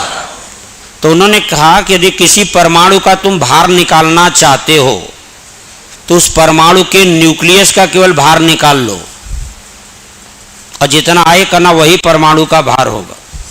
जबकि एटम के अंदर इलेक्ट्रॉन भी तो थे, उनके इलेक्ट्रॉन का मास उन्होंने कंसीडर ही नहीं किया, क्योंकि उसका मास प्रोटॉन न्यूट्रॉन की तुलना में कम कि बहुत कम? बहुत कम। ये बात हमेशा के लिए नॉलेज में रखना कि अकॉर्डिंग टू रदरफोर्ड के अनुसार हर एटम का मास एटम के न्यूक्लियस में कंसंट्रेट होता है। किसी एटम का यदि मास निकालना है तो अच्छा बताओ, मेरा मास निकालना है तो कैसे निकालोगे? मुझे वेट मशीन पर रख दो, मेरा मास आ गया 70 kg आ गया। तो 70 kg में क्या क्या है? हाथ का, पैर का, सिर का, धड़ का, अंगुलियों का, सभी का मास मिला के ही मेरा मास आ गया 70 kg। तो किसी एटम का यदि मास निकालना है तो एटम के अंदर क्या क्या है? प्रोटॉन, न्यूट्रॉन, इलेक्ट्रॉन, सभी के मास को जोड़ोगे तभी एटम का क्या आएगा? मास।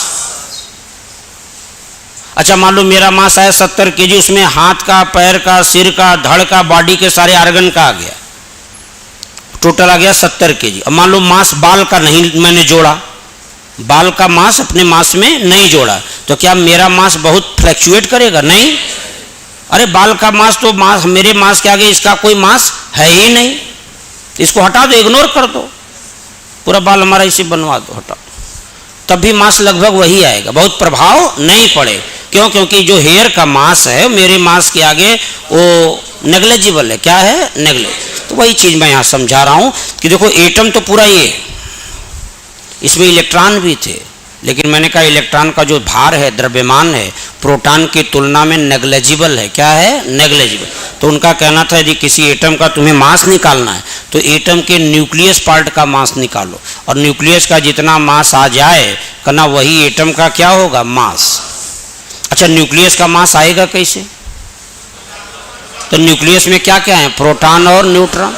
तो न्यूक्लियस में जितने प्रोटॉन हैं उनका मास निकाल लो, और जितने न्यूट्रॉन हैं उनका भार निकाल लो, और दोनों के भार को जोड़ दो, तो टोटल जो भार आएगा कहना वही परमाणु का भार है, वही एटम का मास है।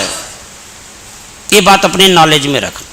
कुल मिलाकर के मैंने ये कहने का प्रयास किया कि किसी भी एटम की बात करूं तो हर एटम का जो मास होता है वो एटम के न्यूक्लियस में ही पाया जाता है।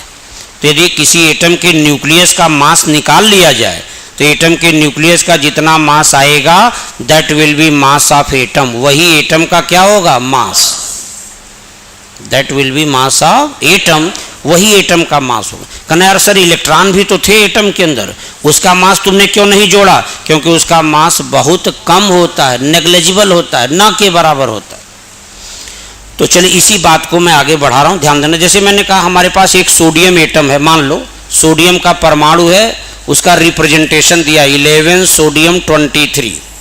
अच्छा बेटा जरा ध्यान से सोच के बताओ, हम एक सोडियम एटम का मास निकालना चाहते हैं, एक सोडियम का परमाणु है उसका भार निकालना चाहते हैं, तो बताओ सोडियम के परमाणु का भार निकालना तो क्या करो, सोडियम के न्यूक्लियस का मास निकालो। किसका? न्यूक्लियस का। और जितना न्यूक्लियस का मास आएगा वही सोडियम एटम का क्या होगा, मास। किसी भी सोडियम के सोडियम न्यूक्लियस का जो मास, नंबर नहीं आएगा, मास आएगा। सोडियम एटम है उसके न्यूक्लियस पार्ट का भार निकालो, मास निकालो, तो जितना आएगा कहना वही सोडियम का मास हो, वही सोडियम का क्या होगा, मास। अच्छा बताओ सोडियम के न्यूक्लियस का मास कैसे आएगा? अच्छा न्यूक्लियस में क्या क्या है, प्रोटॉन और न्यूट्रॉन। बताओ सोडियम के न्यूक्लियस में कितने प्रोटॉन, 11। एटॉमिक नंबर जो वही तो है प्रोटॉन की संख्या, तो इसका मतलब सोडियम परमाणु के न्यूक्लियस में 11 प्रोटॉन होंगे। अच्छा बताओ सोडियम जो एटम है उसके न्यूक्लियस में न्यूट्रॉन कितने होंगे, 12। इस संख्या में से इसको घटा दो तो न्यूट्रॉन की संख्या आ गई 12। इसका मतलब सोडियम का जो परमाणु है उसके न्यूक्लियस के अंदर 11 प्रोटॉन है, 12 न्यूट्रॉन। यहां से भी दिख रहा है। बताओ सोडियम एटम के पास नंबर ऑफ प्रोटॉन कितने हैं, 11। सोडियम एटम जो है उसके पास नंबर ऑफ न्यूट्रॉन कितने हैं, 12। अच्छा जरा सोच के बताओ कि 11 प्रोटॉन का मास क्या होगा। एक प्रोटॉन का मास 1 AMU होता है, ऐसा मैं पीछे बता चुका हूं, आज ही बताया कि 1 प्रोटॉन का मास 1 AMU। संकोच मत करो, बोलो, रिलैक्स होके बैठो। पहली बात हमने 1000 बार का, हमसे डरने की जरूरत नहीं, जो भी आए मन में बोलो, धीरे धीरे गलत कहीं बोलोगे तो हम सुधार कर देंगे। बताओ एक प्रोटॉन का मास कितना, 1 AMU। तो सोडियम के न्यूक्लियस में प्रोटॉन है कितने, 11, तो 11 प्रोटॉन का मास होगा 11 AMU। अच्छा एक न्यूट्रॉन का मास होता है 1 AMU। अरे होता है क्या? अब 12 न्यूट्रॉन का मास निकाला जाए तो आएगा 12 AMU। हम AMU में निकालना, तुम ग्राम में भी निकाल सकते हो। सुनो, तो 11 प्रोटॉन का मास 11 AMU आ गया, 12 न्यूट्रॉन का मास 12 AMU आया। अच्छा प्रोटॉन के मास न्यूट्रॉन के मास को जरा जोड़ दो तो बताओ इन दोनों के मास जोड़ो कितना आएगा, 23 AMU। ये 23 AMU जो आया है, ये लिखा है, ये क्या है, 23 AMU क्या है कहना, ये mass of 1 sodium atom. Sodium के न्यूक्लियस का मास आ गया, जो न्यूक्लियस का मास है वही एटम का मास है। अभी तो बताया कि किसी एटम का मास निकालना है तो न्यूक्लियस का मास निकालो, तो जितना न्यूक्लियस का मास आएगा वही एटम का क्या होगा, मास। इसका मतलब 23 AMU क्या है तो कहना ये है मास ऑफ 1 सोडियम एटम। एक सोडियम, दो नहीं, एक सोडियम का परमाणु जब लोगे तो उसका भार आएगा 23 AMU। पहले बताइए यहां तक समझ आई कि नहीं? एक सोडियम एटम का जो मास आया है कितना आया, 23 AMU। अच्छा मैं कहूं कि सर ये बताइए कि एक सोडियम एटम का मास AMU में तो आ चुका है, और हम चाहते हैं कि एक सोडियम एटम का मास ग्राम में पता चल जाए। किसमें, ग्राम में। तो कहना वो भी पता चल जाएगा, क्यों? क्योंकि हमें एक बात पता है, जैसा कि हमने पढ़ा है कि एक AMU बराबर होता है 1.66 10⁻⁻24 ग्राम। एक AMU बराबर इतना ग्राम होता है, हमें पहले से पता है। अच्छा बताओ एक सोडियम के परमाणु का भार 23 AMU है, तो क्या इस 23 AMU को ग्राम में बदल सकते हो? हाँ, तो लिखोगे 23 × 1.66 10⁻⁻24 ग्राम। इसका मतलब एक सोडियम परमाणु का भार ग्राम में भी पता चल गया। किसमें, ग्राम। ठीक है भाई, चले। अच्छा जब एक सोडियम एटम का मास ग्राम में भी आ गया, अब मेरा मन नहीं माना, मैंने कहा अच्छा ये बताओ कि मास ऑफ N0 का मतलब समझ रहे हैं, आवागैड्रो नंबर 6.022 10⁻23 करा mass of N0 sodium atom. N0 sodium atom का जरा मास बताओ। एक एटम का नहीं, दो एटम का नहीं, इतने एटम सोडियम लेकर के करा उसका मास निकालो, क्या होगा? तो कहना यार सर एक सोडियम के परमाणु का भार तो इतना ग्राम होता है, ये पता है, और इतने परमाणु सोडियम का करा मास बताना है, तो क्या करोगे? एक एटम का मास पहले लिखो, 23 इंटू 1.66 10⁻⁻24 ग्राम। ये पूरा मास किसका है? एक सोडियम एटम का। यही देखो उतार दिया नीचे, लेकिन हमें एक एटम का पूछा नहीं है, करा है कि 6.022 10⁻23 सोडियम एटम का भार बताओ। तो कहना यार एक एटम का भार जब पता है तो इतने एटम का निकालना, तो इससे क्या कर दो? मल्टीप्लाई। तो बस इसी से आपको मल्टीप्लाई करना। सुनो भाई क्या आएगा, ध्यान से देखो, n0 से मल्टीप्लाई कर इस संख्या का और इस संख्या का, ध्यान से समझो जो अंडरलाइन किया है, इन दोनों संख्या के यदि आपस में जब गुणा करोगे तो लगभग 10 आएगा। कितना आएगा? 10। देख लेना 9.9 समथिंग आएगा, 9.98 आएगा, उसको 10 मान लो। तो इस नंबर का और इस नंबर का जब आपस में गुणा किया जाए तो 10 आएगा। अच्छा जो 10 आया उस 10 का मल्टीप्लाई इसमें करो, 10⁻23 पहले से है, उसमें 10 का और गुणा कर दो तो 10⁻24 हो जाएगा। पता है ना, गुणा करना आता होगा। तो देखो इसका और इसका मल्टीप्लाई किया तो 10 आ गया, और 10 जो आया उसका मल्टीप्लाई इसमें कर दो तो 10 पावर कितना आएगा? 24। अच्छा यहाँ पर बगल में देखो 10 पावर क्या है? -24। तो बताओ इसका और इसका जब मल्टीप्लाई किया तो इतना आया, ये 10 पावर -24 का और मल्टीप्लाई इसमें करो तो क्या आएगा? 10 के पावर 0, और 10 के पावर 0 का मतलब 1। तुमने पढ़ा होगा ना कि अरे भाई 10 के पावर 24 है, 10 के पावर -24। तुमने पढ़ा होगा जब बेस सेम होता है, आधार जब सेम हो तो उनके घात आपस में जुड़ते हैं, तो +24 -24 जोड़ोगे तो क्या होगा? 0। तो 10 के पावर 0, और किसी संख्या के पावर में यदि 0 है तो उसकी वैल्यू क्या होती है? 1। किसी भी संख्या के पावर में यदि 0 लिखा हो तो वैल्यू कितनी आती है? 1। जैसे 3 के पावर 0 क्या होगा? 1। 20 के पावर 0 मतलब 1, 10 के पावर 0 का मतलब 1। किसी भी संख्या के पावर में यदि 0 लगाए तो 1 हो जाता है। ये मालूम होगा, नहीं मालूम है तो जानो इसको। तो देखो कुल मिलाकर तुम्हें एक रिजल्ट समझ में आ रहा होगा। यहाँ से ध्यान से देखो क्या समझ में आया भाई, कि इस संख्या का मल्टीप्लाई किया तो 10 आ गया, और 10 जो आया था उसका गुणा जब 10 के पावर 23 में किया तो 10 के पावर 24 हो गया, और उस 10 के पावर 24 का इस 10 के पावर -24 में गुणा किया तो कितना आया? 1।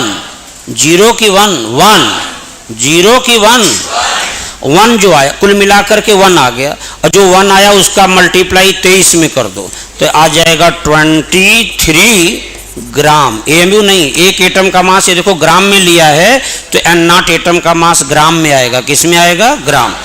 अच्छा तुम एक चीज बताओ, यहाँ से लेकर, ध्यान देना, यहाँ से लेकर यहाँ तक की सारी वैल्यू का जब मैंने आपस में मल्टीप्लाई किया था तो कितना आया था? 1, और उसी 1 का मल्टीप्लाई 23 में करा तो 23 ग्राम आया। अब तुम्हारे सामने देखो दो बातें निकल के आ रही, ये लिखा है 23 AMU और यहाँ लिखा है 23 ग्राम। बताओ इन दोनों में क्या डिफरेंस है? 23 AMU भी मास है और 23 ग्राम भी मास है। ये भी मास है और ये भी मास है। देखो संख्या दोनों जगह सेम है, मात्रक अलग अलग लगा, यहाँ AMU लगा, यहाँ ग्राम। और आज ही बताए AMU भी मास की यूनिट होती है, ग्राम भी मास की यूनिट होती है। तो ये 23 AMU क्या है? Mass of 1 sodium atom. Mass of 1 लिखा तो है, मास ऑफ 1 सोडियम एटम। एक सोडियम परमाणु का भार होगा 23 AM। अच्छा 23 ग्राम क्या है? Mass of and not sodium atom. इतनी संख्या सोडियम एटम का जब लोगे तो उसका मास आएगा 23 ग्राम। अच्छा जरा सोचो कि यार ये बताओ, जब हमने सोडियम के परमाणु की संख्या इतनी ले लिया और इतने एटम का मास ये आ गया, अच्छा इतने नंबर ऑफ एटम यदि सोडियम के लोगे तो क्या उसी को एक मोल कहते हैं? बोलो इसी इतनी संख्या यदि सोडियम एटम का लिया जाए तो क्या तुम इसी को 1 मोल सोडियम कह सकते हो? हाँ, अरे इतनी संख्या में तो 1 मोल होता है। तो इसका मतलब ये जो मास आया है ना 23 ग्राम, यहाँ लिख लो पास में, ज़्यादा दूर हो गया, ये 23 ग्राम जो आया है ये क्या है? तो कहना यह 1 मोल सोडियम का भार है, 1 मोल सोडियम का मास है। कहना ये कैसे यार? अरे भाई N0 सोडियम एटम का मास, और सोडियम के एटम जब N0 होंगे तो उसी को 1 मोल बोलते हैं। क्या बोलते हैं? 1 मोल। इसका मतलब 23 ग्राम जो आया वो क्या है? तो लिख सकते हो है mass of 1 mole sodium atom. 1 mole sodium atom का मास होगा 23 ग्राम। तो देखो दो बातें हैं, कोई पूछे N0 सोडियम एटम का मास बताओ तो आंसर होगा 23 ग्राम। 1 मोल सोडियम का मास बताओ तो आंसर होगा 23 ग्राम। दोनों बातें बोल सकते। अच्छा, 1 सोडियम एटम का मास बताओ 23 AMU। जितना मुंह खुल जाएगा समझ लेना दिमाग उतना ही खुलेगा। तुम मुंह खोलने में संकोच करोगे दिमाग भी नहीं खुलेगा, ये बात श्योर है बिल्कुल। लिख लो कहीं जानकारी के लिए। जितना तुम बोलोगे, जितना मंत्र की तरह जितना इसको जपोगे उतना ही आएगा। ये नहीं मैथमेटिकल कोई भी चीज हो उस बोलने से ही आता है। ये मेरा अनुभव है, 10 12 11 साल हो गया, लेकिन मेरा अनुभव यही कि जो व्यक्ति आया और लग के जुट के बोल बोल के पढ़ के उसको सब याद होता चला जाए, और जो ऐसे देख रहा है विधायक बन के ऐसे, वो का कुछ होने वाला नहीं। वो इसे साल 2 साल 3 साल करता है फिर वापस लौट जाता है घर। चलिए खैर, जो बात उचित है वो मैं बताता रहूँगा हमेशा। तो जरा से इस पूरी जानकारी में तुम्हें एक डिफरेंस क्लियर हो गया। 23 AMU is the mass of 1 atom of sodium, जबकि 23 gram is the mass of 1 mole sodium, या कहना 23 gram is the mass of N0 sodium atom, या कहना 23 gram is the mass of 6.022 10 power 23 sodium atom. इतने परमाणु जब sodium का लोगे तो उसका भार आएगा 23 ग्राम, और इतने परमाणु सोडियम का लोगे तो उसी को 1 मोल कहते हैं। क्या कहते हैं? 1 मोल। तो कोई आपसे पूछे भाई 1 मोल सोडियम एटम का मास बताओ, 23 ग्राम। 1 सोडियम एटम का मास बताओ, 23 AM। और एक जानकारी की बात बताऊं कि 1 मोल एटम का जितना मास आता है इसी को एटम का मोलर मास कहते हैं। क्या कहते हैं? Molar mass. तो तुम मेरे साथ बोलो कि 1 मोल एटम का जितना भी मास आएगा उसी को मोलर मास कहते हैं। तो बताओ 1 मोल सोडियम का मास यही आया है, इसका मतलब 23 ग्राम ये क्या है? तो कहना ये सोडियम का मोलर मास है। तो सोडियम का मोलर मास है ये, मोलर मास। और एक बात और बोलूं कि 1 मोल एटम का जो मास आए उसको मोलर मास तो कहते ही हैं, या उसी को ग्राम एटॉमिक मास भी कहते हैं। क्या कहते हैं? Gram atom. तो बोलो 1 मोल एटम का जितना मास आएगा उसी को मोलर मास कहेंगे या ग्राम एटॉमिक मास कहेंगे। वो लिखा है मोलर मास या ग्राम एटम। तो देखो 3-4 सवाल पूछूंगा, फटाफट सोच के रिप्लाई करना। बताओ पूरे सीन को देखो, पूरा जितना भी मैंने अभी लिखा है, पूरा आर्टिकल जो समझाया है इसको देख के बताओ। जरा सा पूछा जाए कि 1 सोडियम एटम का मास बताओ, 1 सोडियम परमाणु का भार बताओ। वहां लिखा, मेरे मुंह पे नहीं, वहां देख के बताओ। 1 सोडियम एटम का भार बताओ 23 AM। अच्छा, 1 सोडियम एटम का भार ग्राम में बताओ। 1 सोडियम एटम का मास ग्राम में कितना होगा? 23 × 1.66 × 10 पावर -24 ग्राम। अरे 1 सोडियम एटम का मास क्या होगा? तो तुमने कहा 23 AMU। मैंने कहा 1 सोडियम एटम का मास ग्राम में कितना होगा? तो इस 23 AMU को किसमें बदलो? ग्राम में। तो 23 × 1.66 10 पावर -24 ग्राम। अच्छा बताओ, इस सीन में पूरा देख के बताओ, 1 मोल सोडियम का मास बताओ, N0 सोडियम एटम का मास बताओ, सोडियम का मोलर मास बताओ, सोडियम का ग्राम एटॉमिक मास बताओ। अच्छा बताओ, 23 ग्राम सोडियम लिया जाए तो सोडियम का कितना मोल होगा? 1 मोल। और 1 मोल का मास इतना ग्राम, और इतना ग्राम सोडियम लोगे तो मोल कितना? 1 मोल।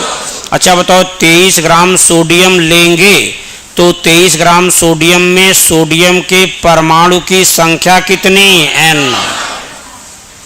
यदि तुम तौल के 23 ग्राम सोडियम जब लोगे तो उसके अंदर सोडियम के परमाणु की संख्या यदि गिना जाए तो N0 होगी। कितनी? N0।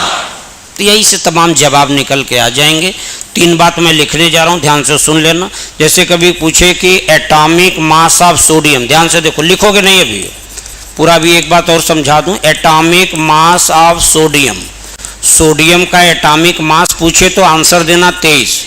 एक्चुअल में जो एटॉमिक मास होता है रिलेटिव एटॉमिक मास होता है, एक शुद्ध संख्या होती है। एटॉमिक मास सोडियम का कहे तो कहना 23। हाँ, यदि कहे कि बताओ mass of 1 sodium atom, 1 sodium atom का भार बताओ, संख्या यही लेना 23, क्या? AMU। अच्छा, कोई कह दे कि बताओ mass of 1 mole sodium, 1 mole sodium का मास बताओ, संख्या फिर 23 लेना, क्या लगा देना? ग्राम। अच्छा बताओ, mass of N0 sodium atom, N0 sodium atom का मास बताओ। यही होगा कि अलग से आएगा? यही है। 1 मोल सोडियम का मास 23 ग्राम, और 1 मोल सोडियम में सोडियम के परमाणु की संख्या कितनी? N0। तो यदि कोई पूछ दे कि N0 सोडियम एटम का, यही लिख दे रहा हूँ कि N0 सोडियम एटम का मास बताओ क्या होगा, तो mass of N0 sodium atom क्या होगा? तो आंसर वही होगा, क्या? 23 ग्राम। तो और कुल मिला के जो निचोड़ आया है यही आया है, अभी तक का जो मैंने बात किया है उसका निष्कर्ष यही आया। तो जरा से जल्दी से बताओ, सोडियम का एटॉमिक मास, सोडियम का एटॉमिक मास बताओ, सिर्फ 23। एटॉमिक मास पूछे तो केवल शुद्ध संख्या बताना, उसके आगे कोई मात्रक मत लगा देना। सोडियम का एटॉमिक मास बताओ, 1 सोडियम एटम का मास बताओ, 1 मोल सोडियम का मास बताओ। ये लिखा, नोट करो इसको, पूरा जो भी लिखा है यहाँ से यहाँ तक पूरा समझ के लिखो। आज ये डिफरेंस तुम्हारे सामने मैं रखना चाहता था कि 1 सोडियम एटम का मास और 1 मोल सोडियम एटम के मास में क्या डिफरेंस है। तो सामने दिख गया कि 1 सोडियम एटम का मास 23 AMU होता है, जबकि 1 मोल सोडियम लेंगे तो उसका मास 23 ग्राम हो।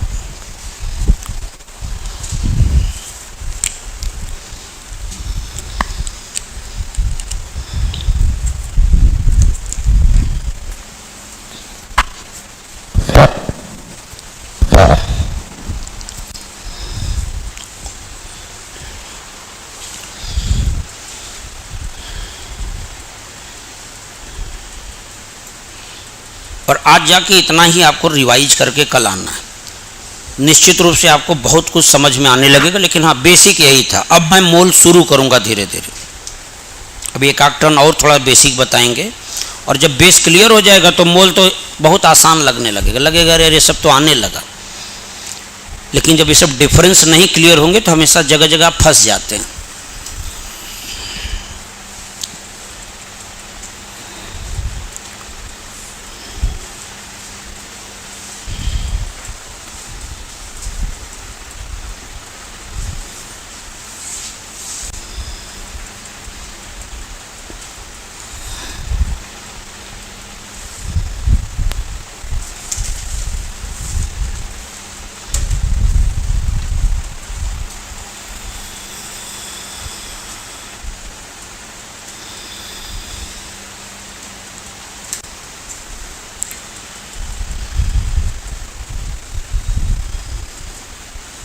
बोर तो नहीं लग रहा है कि बोरिंग लग रहा है, नींद तो नहीं आ रही है? पानी वानी लेके आया करिए, क्योंकि ये सब न्यूमेरिकल प्रॉब्लम में नींद आती है बहुत। तो इसमें ये बचाव यही है कि थोड़ा पानी वानी रखिए, बीच में पानी वानी पीते रहिए, तो उससे क्या है कि आपको आलस नहीं आएगा। क्योंकि न्यूमेरिकल सबके बस की बात नहीं है, जहाँ थोड़ा न्यूमेरिकल बात होने लगती है तो नींद आने लगती है, क्योंकि नॉन इंटरेस्टिंग चीज़ है, इसमें कोई इंटरेस्ट नहीं होता है। हाँ बायोलॉजी होता है तो उसमें इंटरेस्ट आता है, दिखता है कि डाइजेशन, अच्छा डाइजेशन मतलब पाचन हो रहा है, जो चीज़ आपके साथ घटना घटे हो तो उसमें इंटरेस्ट आएगा। और जो एटम मालिक्यूल आए जो कभी जीवन में देखा ही नहीं है, ज़बरदस्ती पढ़ रहे हैं, तो उसमें कोई इंटरेस्ट नहीं आता है। हाँ लेकिन जब एक कॉन्सेप्ट थोड़ा सा समझ में आ जाएगा तब आपको इसी में मज़ा आने लगे। और जब तक बेसिक नहीं क्लियर होगा तो उसमें जब भी हम पढ़ाएंगे तो आलस लगेगा, नींद आएगी, हमें देख के इरिटेशन होगा कि अरे अभी आ गया 2 घंटा झेलाएगा। हाँ मतलब होता है ऐसा मन में, लेकिन वो तब नहीं होगा जब आपको थोड़ा सा इंटरेस्ट आने लगेगा, तब आपको हमें भी देख के खुशी होगी कि चलो अच्छा सर आ गए तो कुछ बताएंगे, अब कुछ मज़ा आएगा, कुछ हमें न्यूमेरिकल आएगा, क्वेश्चन लगाएंगे। वो इंटरेस्ट की बात होती, किसी किसी का इंटरेस्ट नहीं होता, मैथमेटिकली इंटरेस्ट कम होता है, तो उनके लिए मैं बहुत बेसिक लेवल से बात कर रहा हूँ। यदि आप थोड़ा सा मेहनत करके आ जाएंगे तो 1000% गारंटी है कि आपको इंटरेस्ट आ जाएगा। तो बस इसका बस पानी वानी लेके ही आया करिए, उससे क्या है कि आलस नहीं आएगा।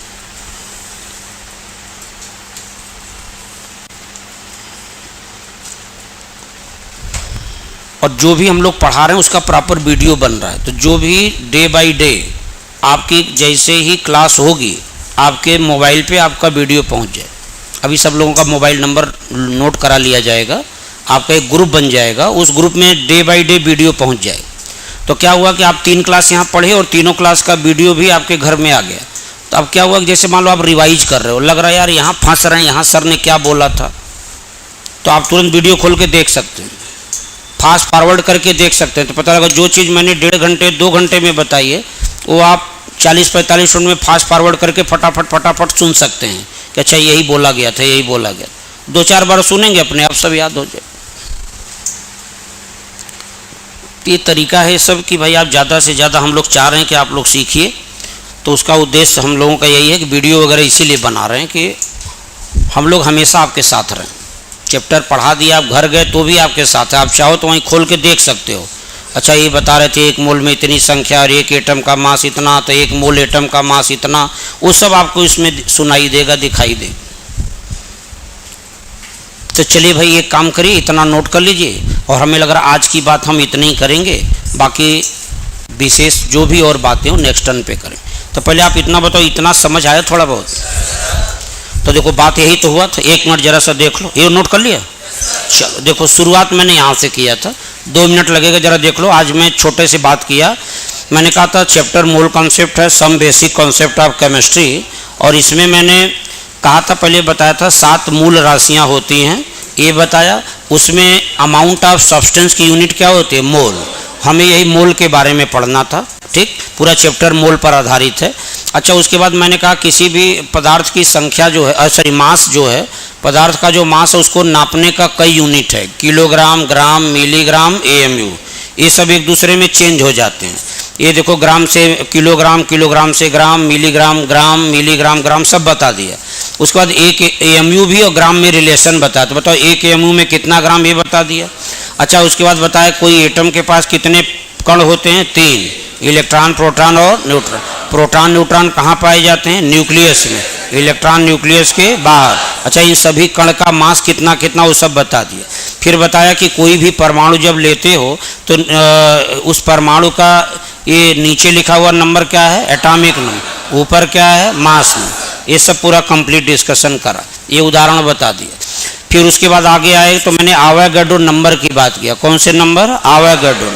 ये आवागाड्रो नंबर फिक्स नंबर है कि बदलता है? फिक्स है, एक स्थिर नंबर है, कांस्टेंट नंबर है, ये बदलता नहीं, इसकी वैल्यू फिक्स है 6.022 10 पावर 23। अच्छा आवागाड्रो नंबर को किससे रिप्रेजेंट करते हैं? n0 या ns।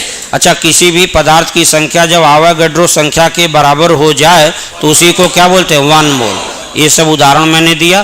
फिर मैंने एक उदाहरण और लेके बताया कि सोडियम का एटम लिया था और उसके बारे में पूरा एनालिसिस करके बताया कि 1 सोडियम परमाणु का भार निकाला जाए तब क्या आएगा, और 1 मोल सोडियम एटम लेकर के भार निकाला जाए तब क्या आएगा। ये सब लिखा है। यहाँ तक की बात आप पढ़ के समझ के दिए आते हैं, तो नेक्स्ट टर्न पे आगे कंटिन्यू। ओके भाई, थैंक यू।